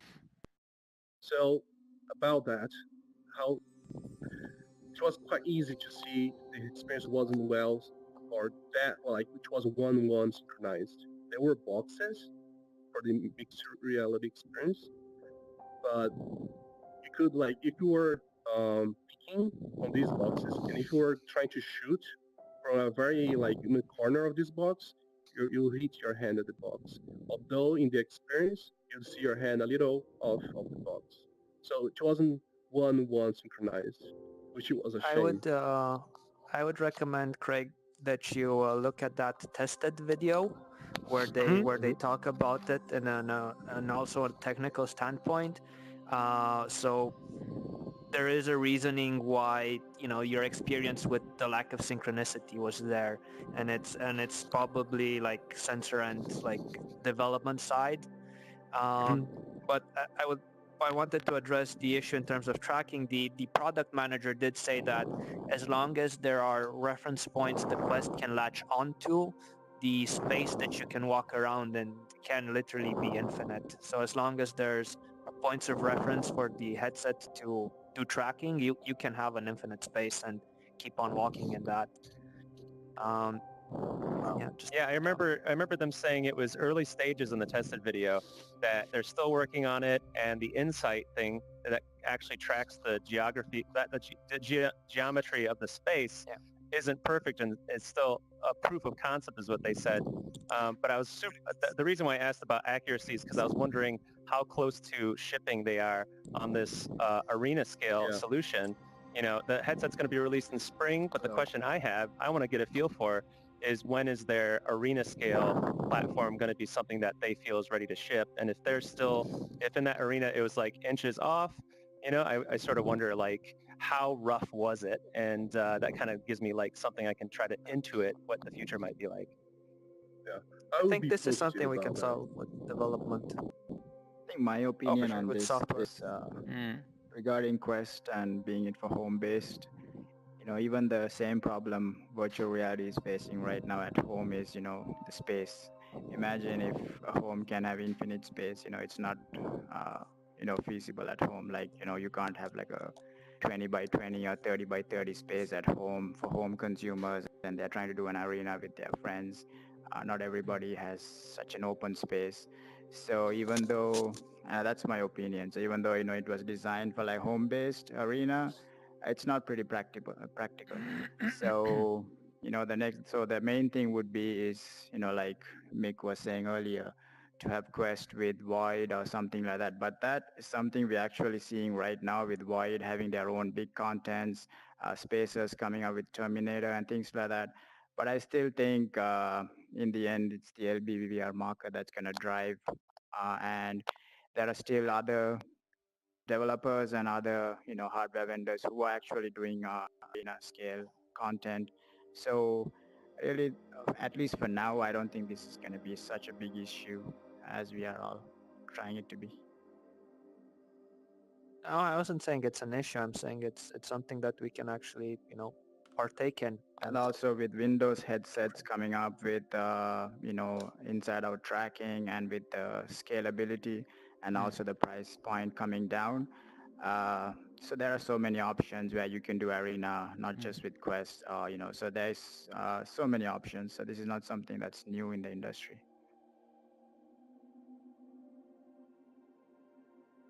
I'm sorry, guys. Like, it was a little bit choppy sound on my side.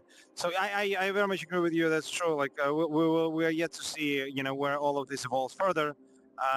Of course, none of us can ignore, you know, what Facebook is doing. So far, they've been a little bit all over the place. But note that almost entire management team on the Oculus side has changed, including some of the biggest, you know, guys.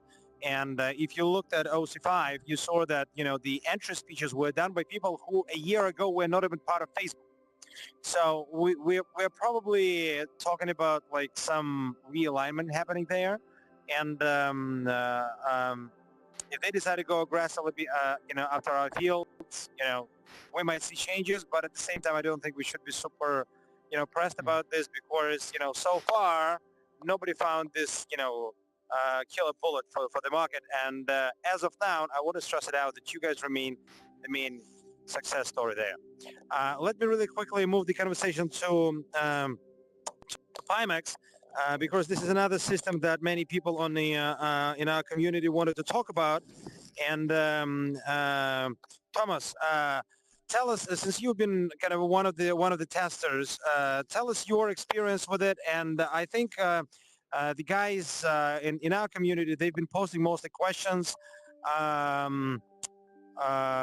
being hesitant that Pimax is very much resource hungry, and that you need a really good, you know, graphics card and processor and other things to run it correctly, both you know, 5X and 8X. What do you think about this? Do you think this is a kind of a device that is applicable to the? By the way, Thomas, right now he is in the Pimax. Is participating in this event, like right from Pimax. Oh no, that's not right. For now, I had the Samsung Odyssey because I'm not at home and using my laptop. I see. Okay. But so, I tried this already with the Pimax, and that was not a problem. Yeah. yeah.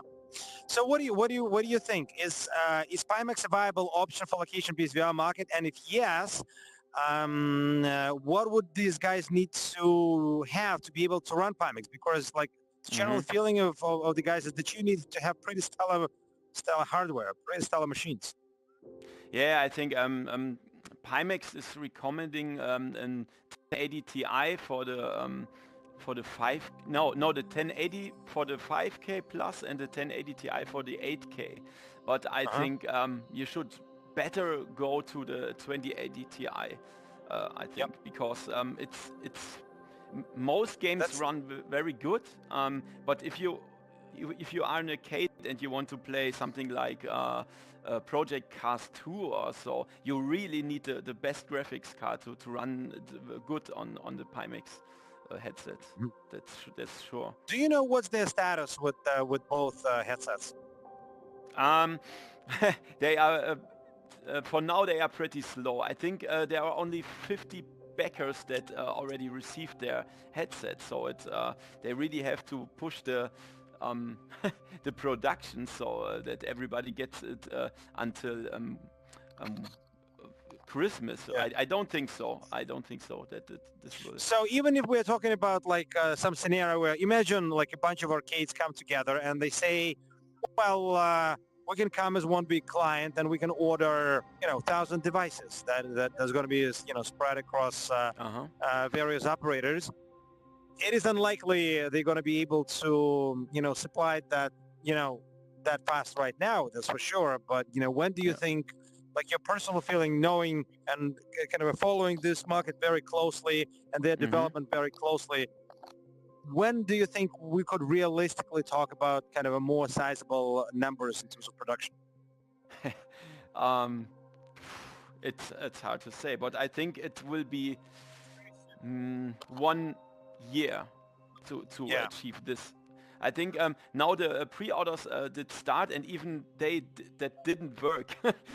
I don't think anybody got his order through because they have some issues with the website and stuff, and even that didn't work. So they are pretty slow with everything, and I think the last backer will even do it sometimes next year in April or something like this, and then the pre-orders are going through. And if somebody want to buy thousands of Pimaxes, he has to wait a long time, I think. Yeah. So, Shabir, you are very well familiar with the Asian market in particular. And you mentioned like Windows-based devices, Windows mixed reality. Are there any other alternatives? Like, should we be looking into alternatives to HTC? Because like this graph looks a little bit scary. The price of the kind of the Vive dropping. Of HTC Vive. I know there were a bunch of developers, of course, in Asia who were pushing for like similar devices, but of course, more or less realistically, we're talking about like guys like Acer, Asus, and even was it Acer? Like who's the partner with the Swedish guys with Starbreeze? Star VR is Acer, right? So and I think they recently dropped the news that location-based VR market is not going to be there super focused, and they would rather redirect their efforts toward commercial businesses, which is like corporate use. Do you think we should be looking for potential option B on the hardware side, and who can it be? Like on a market scale, not just like an individual arcades. It's still tentative, because it's a very maturing market. Nobody knows where everything is going. Yeah.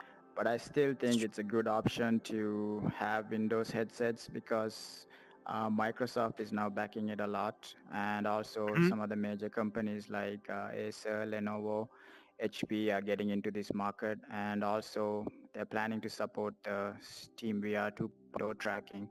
So this might be a very viable option than HTC Vive, and since it's inside-out tracking, the scalability would be much more easier, and also the base stations won't be there. So I definitely think it's a good marker. I mean, a good point to experiment, and since the price point is also not that high, and also I believe Acer is coming up with their 2.0 headset, with better field of vision and the graphics and stuff like that. So I think this definitely would help, and especially for Arena, with if they can all support the 2.0 tracking with inside out, it will be much more easier to configure pricing. So, and also the same quality, I think this is definitely a viable option to consider. That's a really good point. Guys, do you have any questions to Shabir, Zan, and yeah, go ahead. Yeah, so I was wondering, as far as the Pimax is concerned, I have some 1070 backpacks, VR backpacks, and I know that the Pimax has like a different field of view setting. Do you think there is a possibility to lower the field of view setting on the Pimax to sort of squeeze out enough performance from like a 1070? No. No. Oh no. We need more backpacks. We need new backpacks. Who's going to make the new backpacks? Yeah, the 1070 is not powerful enough. Perhaps you can play Beat Saber, but I'm not really sure. I don't I think did so. try the Star VR there 4K. I think the 200 field of vision. The graphics, it's a little better. It's much better than the Vive, but the problem was, the weight, and also they showcased cinematic experience, which was really good compared to watching it on Vive. But still, the problem is, the pricing, the question of pricing. Yeah. And they did say they're coming up with Star VR 1, but now Mick is saying that they're not going to do LBVR anymore. So, everything is up in the air. And also, especially for like smaller arcades, it's going to be very difficult investing. Do you mean that the 2,000 to lighthouse tracking ones won't come through? No. I think Mick mentioned something about Star VR not concentrating much on LBVR market anymore. So I don't know where their progress is, but compared to the Vive, their initial, it was much better experience because of the, the wider field of view, and also especially watching a movie, and the way they did it was much, much better. But still, an arcade, for them to afford a $2,000 or $5,000 headset is going to be very, very hard. So, so it's all about finding the right balance, for your feasibility. Yep. Okay, guys, that's super helpful. Oh, yeah, here I see another question. Yeah, I just have a question. Like, in the view of the guests, once they try a Pimax, do you think they'll be disappointed in going to like Oculus Quest, C5, because of the wide field of view? I didn't understand you. Your sound is stuttering. Oh, sorry. I'm just looking at from the point of at a VR arcade tries a Pimax, if they'll be disappointed trying a Oculus Quest or a regular because of the wide field of view. Okay, as I understood, you want to know if I don't want to go back to an old headset. Is that right? Yeah. Yeah. Okay, yeah, exactly. Since I used the Pimax, or I also tried the Star VR 1 or the Extal headset, I don't want to go back to the Vive because or the Rift or something with smaller field of view, because it's really killing the immersion for me now. The wider field of view is for me is a game changer. It's really awesome. It's much more immersive. So no, I don't want to go back to any other headset for now, even though you need a very powerful PC. It might work the same way. When you use the Vive Pro and then you go back to a Vive, you feel the same way, I think. Okay, but for a general customer, it would... Yeah, go ahead. Oh, I guess I just wanted to be able to ask this at some point to anyone, is what the largest Lighthouse 2.0 space they've managed to make. I think the default it's suggested you could do up to like 30 by 30, but you can actually push it a little bit more.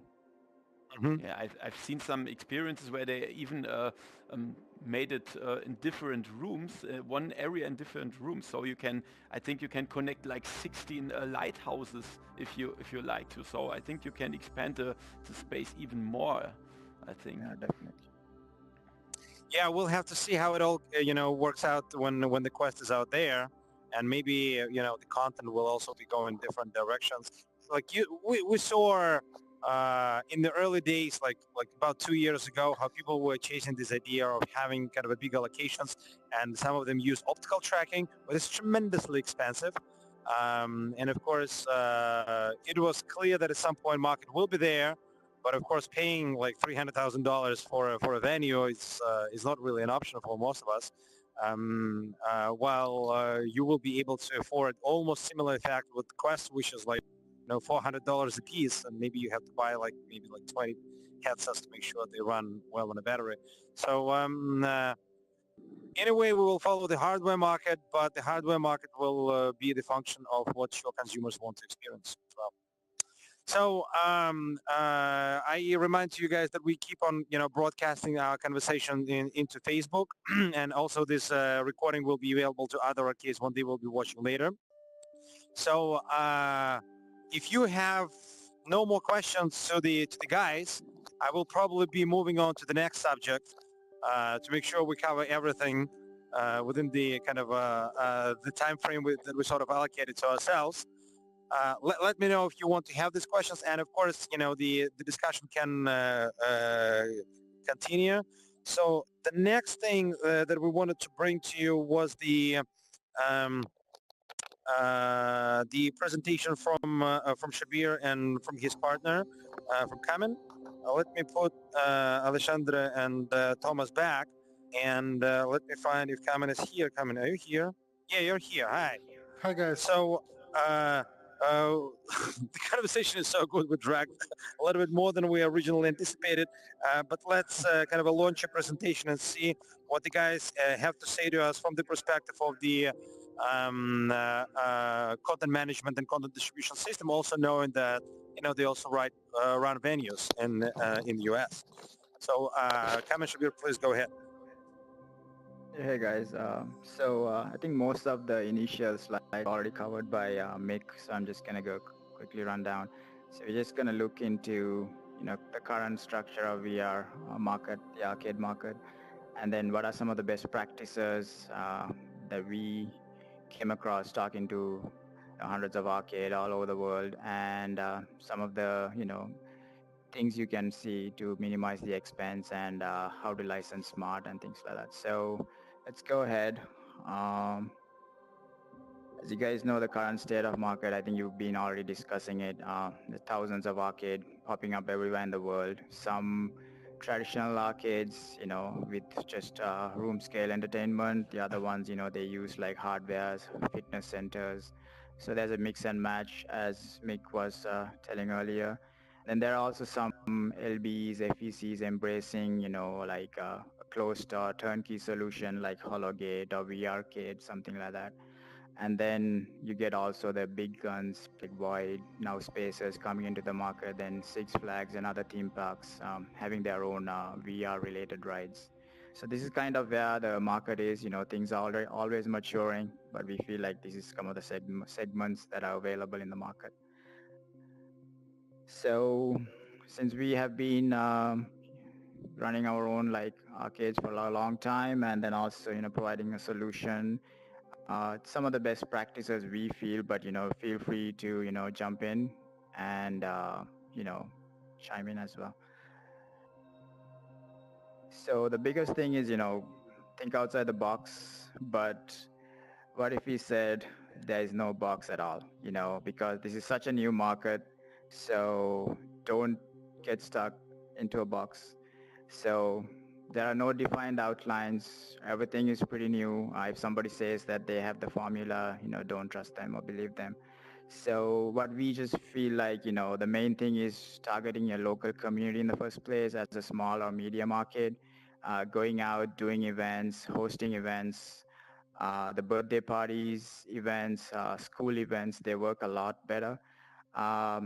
Hosting, free events in schools, colleges, things like that, or even targeting schools, giving them some extra free time, things like that. They work because they come back to your arcade, flyers. So that's the main thing, targeting your the local community, then holding events, parties, and also if nothing works, try multiple methods. So we'll continue these methods in the next slides. You could give them free ice cream if nothing works, so they come back to your arcade.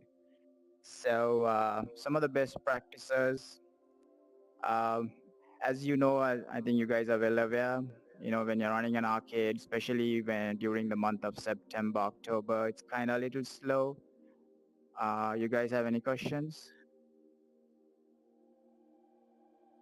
Hello?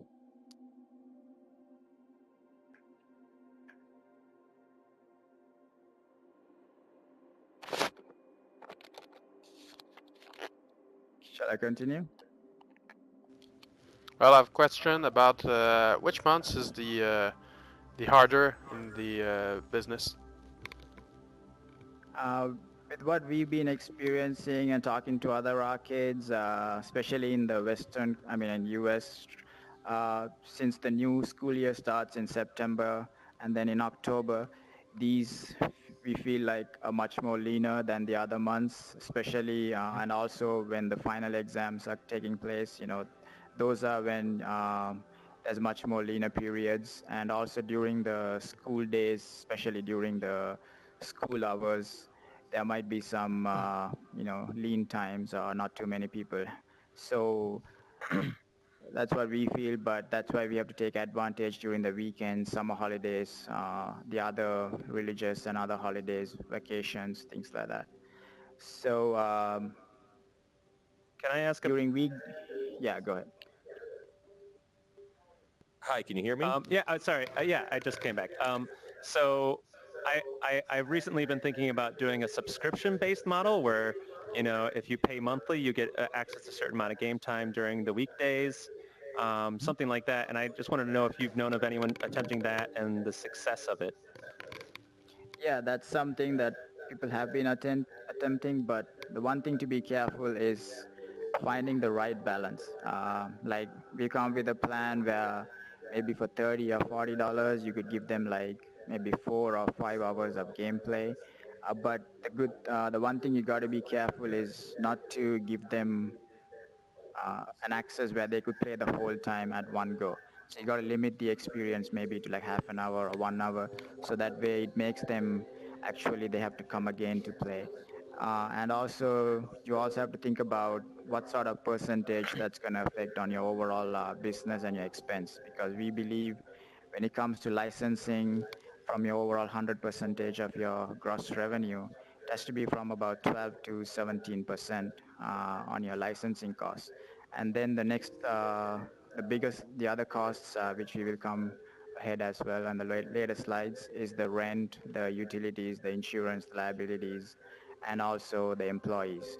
So finding the right way, because sometimes if you're giving such a membership or subscription, as you mentioned, a cheaper one, they're all going to come in and then you're going to burn through your minutes as well as your licensing costs. So it's actually what we feel like is if you can have like a general membership platform as well as like a VIP membership, and not just giving them free time to play, but also giving them additional benefits. Like if they have a membership, then they could host an event with like extra percentages off. Like maybe they could get an event with 20% off, or they could bring a friend with another 20% off. Things like that, added incentives, I think would work much better than just giving them, because in the end, except small kids, the older kids and the older adults, they want to come with their friends and play. It's very rare, they're going to come just one person to play. So giving them incentives like adding discounts to your friends if you have a membership, or, adding discounts to parties or hosting events, things does work well. That's what we feel. Okay, and what about base subscribers membership? Sorry. Excuse me, I didn't understand your question. Well, what about well, we were thinking about moving towards a base membership for every customers. So you're gonna completely ditch the per session plan and just do subscription? Yeah, well, it's a base subscription with a low cost, and well, it affects the cost of a session afterwards. Yeah, you could try that as well. Like I said, you got to try multiple methods, because like even us, it's very hard to say, okay, this is going to work and this is not going to work, because, it's a very new industry.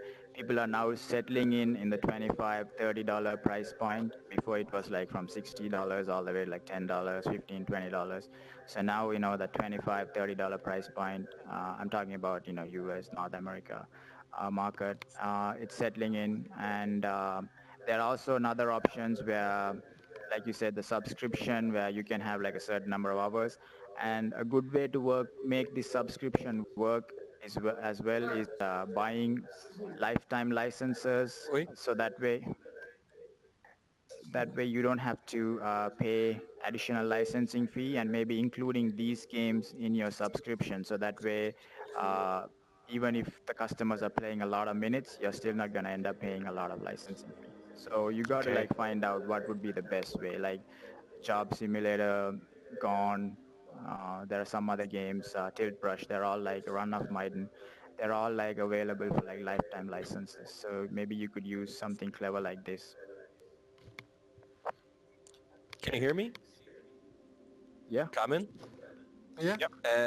Can I just ask, we find that we have a lot of acceptance with younger crowds, but working on a day-to-day basis, we sometimes have a little bit of a problem breaking the barrier with older crowds.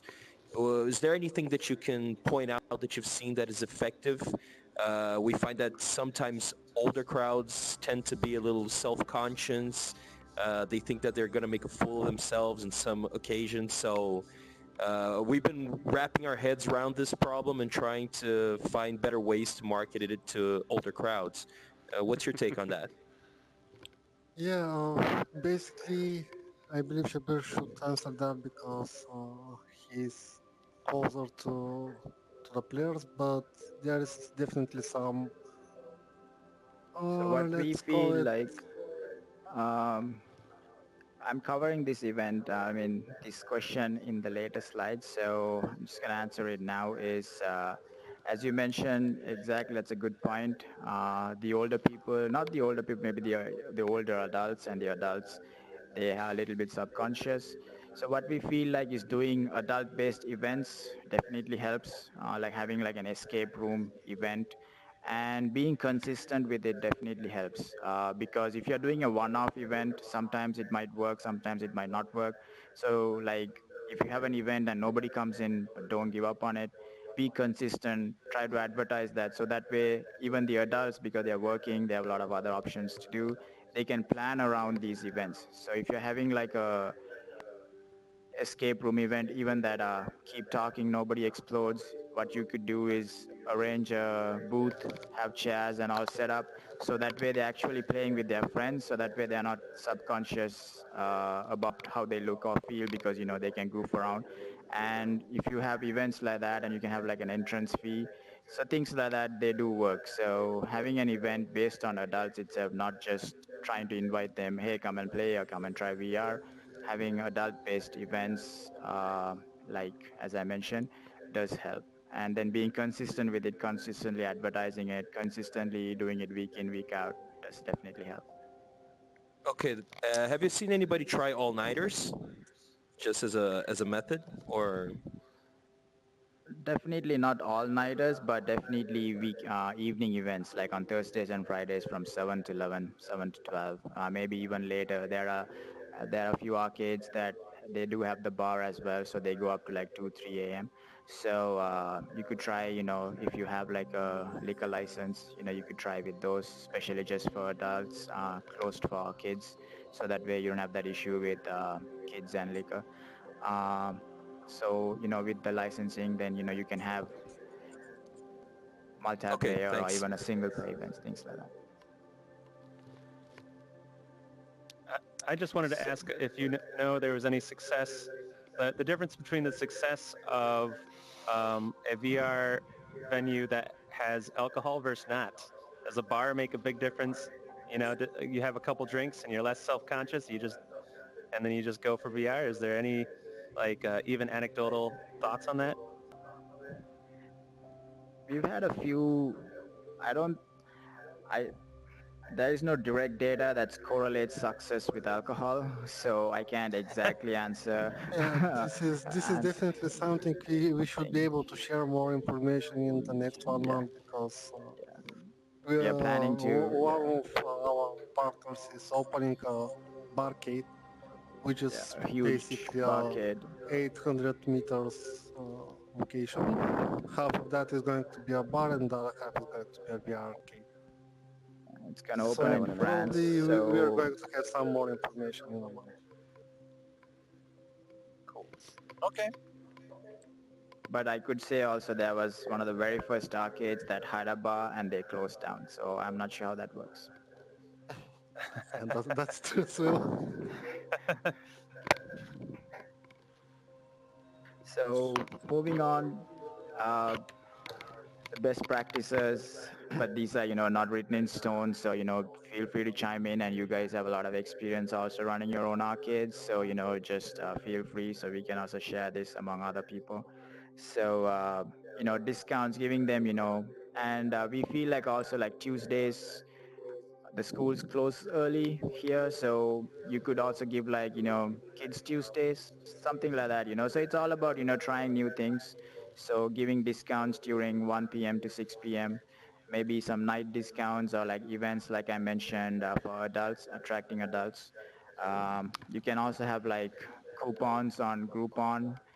You can also create your own coupons, membership methods, and also you can have like feedback options, which do definitely help. So if a customer comes and plays, you can send a feedback immediately. And if they send the feedback, if they answer the surveys, then you can give them some additional discounts and then some group discounts. So these are some of the best practices we noticed. I had So a question. yeah, yeah. Sorry. Have you tried to partnering with high schools or something like that to get Yeah, a definitely. discount for a school and if the kids come or things like this? Yes, definitely. That's something that works very well, partnering with schools, especially with technology teachers who are in school, science, mathematics, the STEM programs.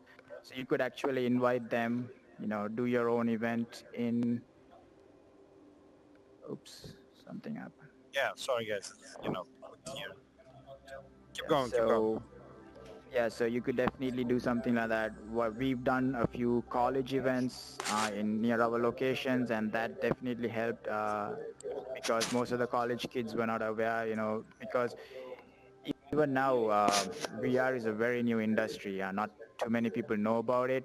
Even so, it's all about educating the customer. So you have to go out in the community. You got to educate the kids and the college kids and the adults and everything. We definitely, once they put the headset on, they will know that this is something amazing. So it's all about educating the people. And Okay. I can one of probably the add things, few yeah. two cents here. Like since we're developing an educational content, and the level that you guys are sitting in is actually a level from the educational content where the kids are assembling atoms and stuff. One of the things that really helps, at least here in New York, you have to become a vendor of the local Department of Education. You have to register so that, for example, public schools can spend their own public money on the visits to you, and you end up in the right information sheets on this. So definitely, you have to kind of get in touch with your local school boards on this one. Yeah, I want to add on that as well. I know, like, yeah, since I'm based in LA, breaking into that LAUSD, it's very hard. There's a lot of bureaucracy involved. So the best way to do it is tackle the teachers instead of trying to go, especially for like smaller events and stuff like that, is if you try to go directly to the board, it's going to take forever. So tackling the teachers would be much easier. So that way you can actually approach the teachers and say, hey, we've got something like this coming in. Why don't you come in with your students and give it a try? And then once the teachers then approach the principal and then they approach, then it's much more easier. So you got to make the teachers interested first, and then you can go to the board. Sure. Got it. So yeah, any questions? Any more questions? Yeah. So go ahead, guys. The biggest thing, as you are well aware, is don't give any discounts during the weekend, holidays. Try to market your products, your arcade, the games during the holidays. And we also have some, the best way to make money is, customer retention. That's the hardest thing, and so that's why also approaching your local community is very important. So that way, you're having retaining customers because the tourists and the traveling customers are, one-off. So having, like you said, membership options, subscription options, having events on a monthly or weekly basis and being consistent, and also offering them different experiences definitely help. You can add like webcams, you can have mixed reality. You can also offer like games that are like slightly licensed higher. Maybe you can offer them like a premium experience, so that way, you can break it into multiple experiences, so that way they could try, like a silver tier, then a gold and a platinum. So you could, so it's all about, being creative in the way you guys are offering, and then also, reaching out to the customers. Another popular option that now we are seeing is some, like, initially VR was like, this was based on something what Mick said. Initially, VR is like, they just want to try VR to see how it is. But now the consumers are also, even though it's not fully educated, they're getting educated by themselves and asking for like certain games, like, hey, do you have this game, can I come and play this game? So having like a paper game option, like, you can try this game, you can play this game for this amount, so those also help. So it's all about challenging the customer, and remember, there is no box. So in the end, it all comes down to providing the best customer service, and also not just the VR experience, but an overall experience. Having a cleaner place, very friendly staff, and so that helps you with the reviews, and then also having good, events. These things, it helps you spread the word of mouth and also your business. I think this everyone is very aware of. So as you were talking about minimizing expenses, there are about 3 or 4 main components when it comes to, everybody knows running a VR arcade is very expensive. The rent is pretty high, especially in the Western countries. Employees, same thing. And then the insurance, the liability, utilities, and then the licensing. So these are some of the factors that decide. So when it comes to rent, utilities, liabilities, insurance, you can do much, you could go to, but depending on where you are, it's pretty much, you got to pay what you have to pay. But when it comes to like employees, having a central management platform definitely does help. We've seen, it brings the cost down to almost like 60% from the employees, because one employee can manage multiple stations, and so it's easier on the owner as well. And the biggest factor also is licensing smart. Before, there was a misconception when, the industry began in the late 2015, early 2016. Developers were also somewhat guilty of this. They want to like get all the money possible from the arcade, so they were a little suspicious. We remember one developer wanting almost $150 per station. And then 15 to 20 cents. But now, everything has been like, the market has grown. But now also from the arcade side, there's a misconception why we should pay a lot of money. Do we have to pay, and all these things? But you guys are aware of all this. So our main thing is, even though the games available are not perfect, content, does help. So just having a vibe would not help, but having the amount of content definitely helps. So as I mentioned before, licensing some lifetime licensing games like Job Simulator, Tilt Brush, Gone, and Run of Maiden, and all these other games that are available on Steam. So I would advise you guys to go check from time to time if they have any lifetime licenses, and then using these for your certain events you create or certain discounts you give based around these games, so that way, you're saving a lot of money on licensing. And also, having what we did was a different, what I think would be the obvious development when it comes to licensing, is we combine the paper minute usage as well as monthly usage into something called a floating license. So that way you could combine a monthly and usage license together. So suppose you have 10 stations, you could have 4 licensed monthly basis and the other 6 on a usage basis. So this way, when there's only 4 concurrent usage of a certain game or less, then it counts against your monthly usage. So you don't pay any extra money. But if it's like 10 or less people coming in, that way then it counts only those 6 people as usage. So this way you're saving a lot of money on your licensing. As long as there's 4 people, you don't get charged anything extra. So you can, see how much you can track the level of games you're playing and then how many stations you're using. And depending on that, you can change your licensing. So to help you license smarter. And as we said, returning customers are the key.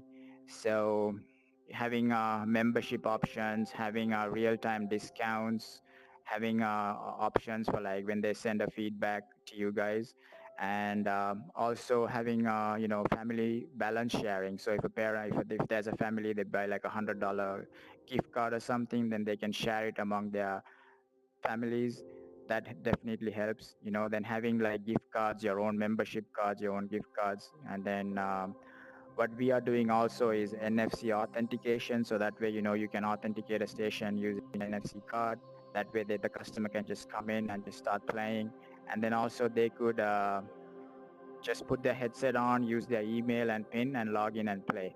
So these small things, they do add on a lot of value, and I think it definitely helps customers keep coming back. So what is next? I think we've all been talking about it for a bit here. So the biggest thing is, everybody knows it's free roam. That's like now everybody's talking about. So as I mentioned before, it's a huge thing, and with Valve 2.0 coming in, people who are spending all this money on OptiTrack and VR Arcade and all these things, I think we should all wait for it and then go with the Valve 2.0 tracking, because it's going to cover a lot of space. Everybody's going to be, it's going to be affordable.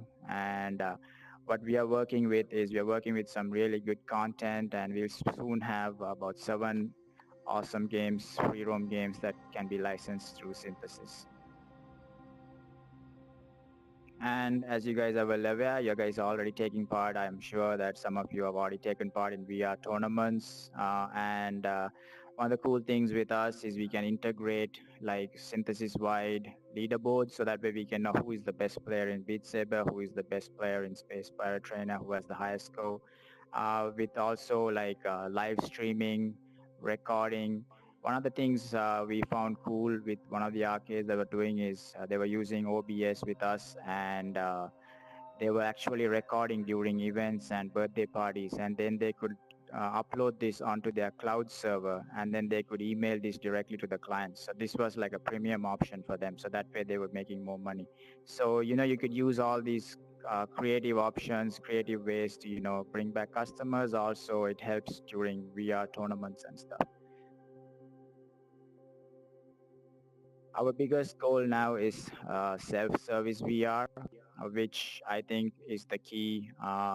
Like Mick was noting about how the movie industry was moving. I think you guys would have read there's a company who is going into all the airports and putting out self-service kiosks. So I think this is one of the biggest things I think would also help, especially with the employee cost and everything.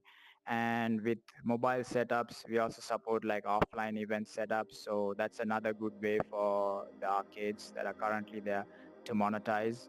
And, so they can have like an offline event, they can use Synthesis, do all the events, come back, plug it in, and it tracks everything. And then, as I mentioned, the kiosks, there's going to be a huge growth.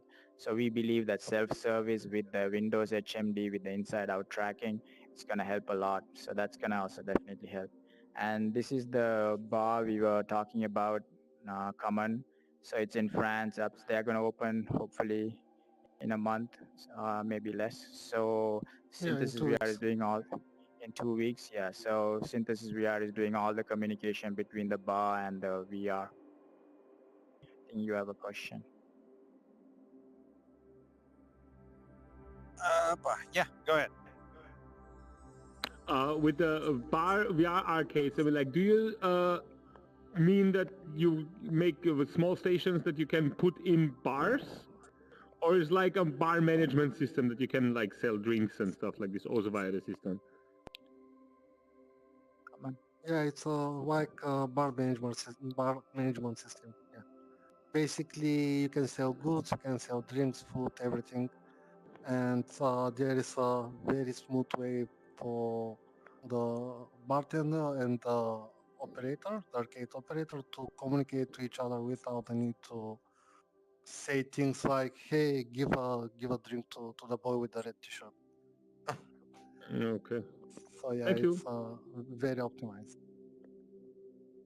And also you can use the same platform to like take it to like LBEs and FECs and say, hey, we can provide you with this solution. How about this? Things like that. In your local bowling alleys, laser tag places. I have a question about one, the arena scale content.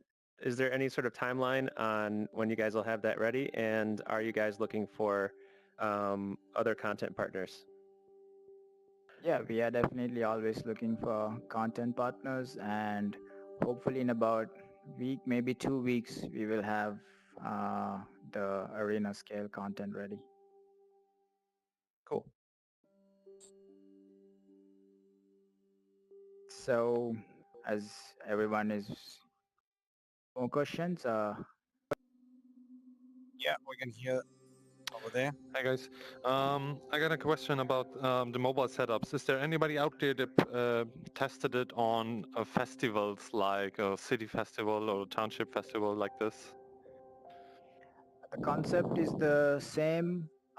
We have tested it on big school events where there's about 500 to 600 kids.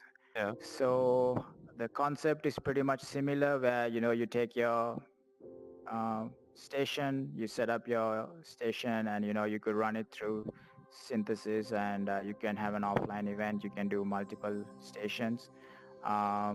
And if you are able to do like, with the internet, then, you can actually do a regular, like a multiplayer station. But if you are just having one or two with your, without any internet, you can definitely do your own offline events. And we've tested it in not just one, but many, many events. But it's the same scale, but, it's just the crowd is different. Okay, perfect. Thank you. Yeah, I was doing a science conference in Manchester. We also do quite often mobile units, and with those we only rely on a one-off license experiences through Steam commercial licensing.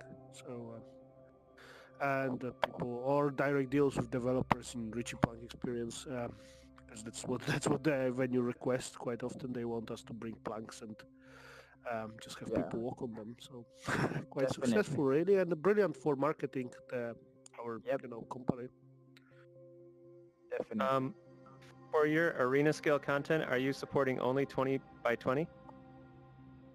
No, there are some content that we are talking that also for 3 players that can do 15 by 15, but there are some that I think Kaman was talking that is like 30 by 30, 40 by 40. So it all depends on the content. So we are not sticking to 20 by 20 or something like that. It all depends on the hardware and the content. With us, we can support any content. Got it. So, we are not just into games. We are planning on, we actually like diversifying. We've actually partnered with Lifelike and trying to do education. And yeah, go ahead. Oh, sorry. I just played around here. That's fine. And That's fine. We are also partnering with some of I know treadmill is not a big thing in the VR, but it does definitely help, I think, in the medical and other training industries. So you're gonna soon hear some partnerships on that, and also on the medical and training field, where with like oil training, safety training, and things like that, we are doing some partnerships as well. So it's not just into games and experiences. So I just want to update you guys, but soon, we can give you more updates. Yep. And yeah, so that's about it. So Synthesis VR, it's mostly a premium management, content, and licensing platform. But the one biggest thing for us is you can be a one-not station arcade to like a huge theme park, and you can still use Synthesis and run it. And the best thing is, you can customize pretty much anything you want it to be. So that's what we are striving to make it very scalable. It might be a little complex for some, but we want to, target most users. Yep. Alrighty. So, do you have any more questions questions to the guys? Definitely email us. Okay, guys. Thank you very much. I think it was very useful, and distributors and content management guys like Shabir Kamen and Synthesis VR, they're doing a great job. Helping this market organize. Imagine what would with this market if we had only Steam platform and Viveboard. So I was Steam, but the rest would be questionable. So thank you for your job as well. You're keeping the ecosystem of our market very healthy. So I think this is largely it. We also had Ryan Birmingham. I'm not sure if he is in the audience right now. He has some troubles logging in. And it also kind of lasted for quite a while. So our meeting started. Okay, guys. So this largely concludes our meeting. I think we should be, talking as often as possible and making sure the information on our market flows a little bit more freely. Once again, there are not many players who can facilitate this exchange of information instead of us, so it has to be us who are doing that. Well, I can tell you from the overall kind of a developers feeling and the investors feeling.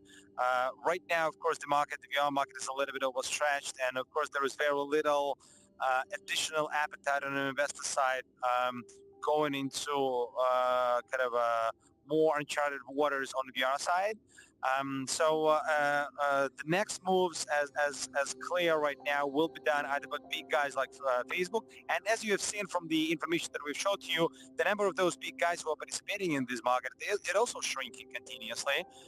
And Facebook continues to do some moves, but the capacity of HTC is gradually exhausting. And even though they're still like a sizable company, if they continue to have the cash flow they're having right now, basically like very negative cash flow every year, sooner or later they will run into cash flow problems. We have seen similar stories with a lot of big companies. Not last of them would be probably THQ, a game developer. And a part of this team is now actually running the Oculus content team.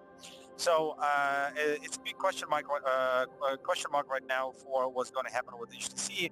But the takeaway that we should take, for us, is that we need to start organizing between ourselves and make our market a little bit more visible.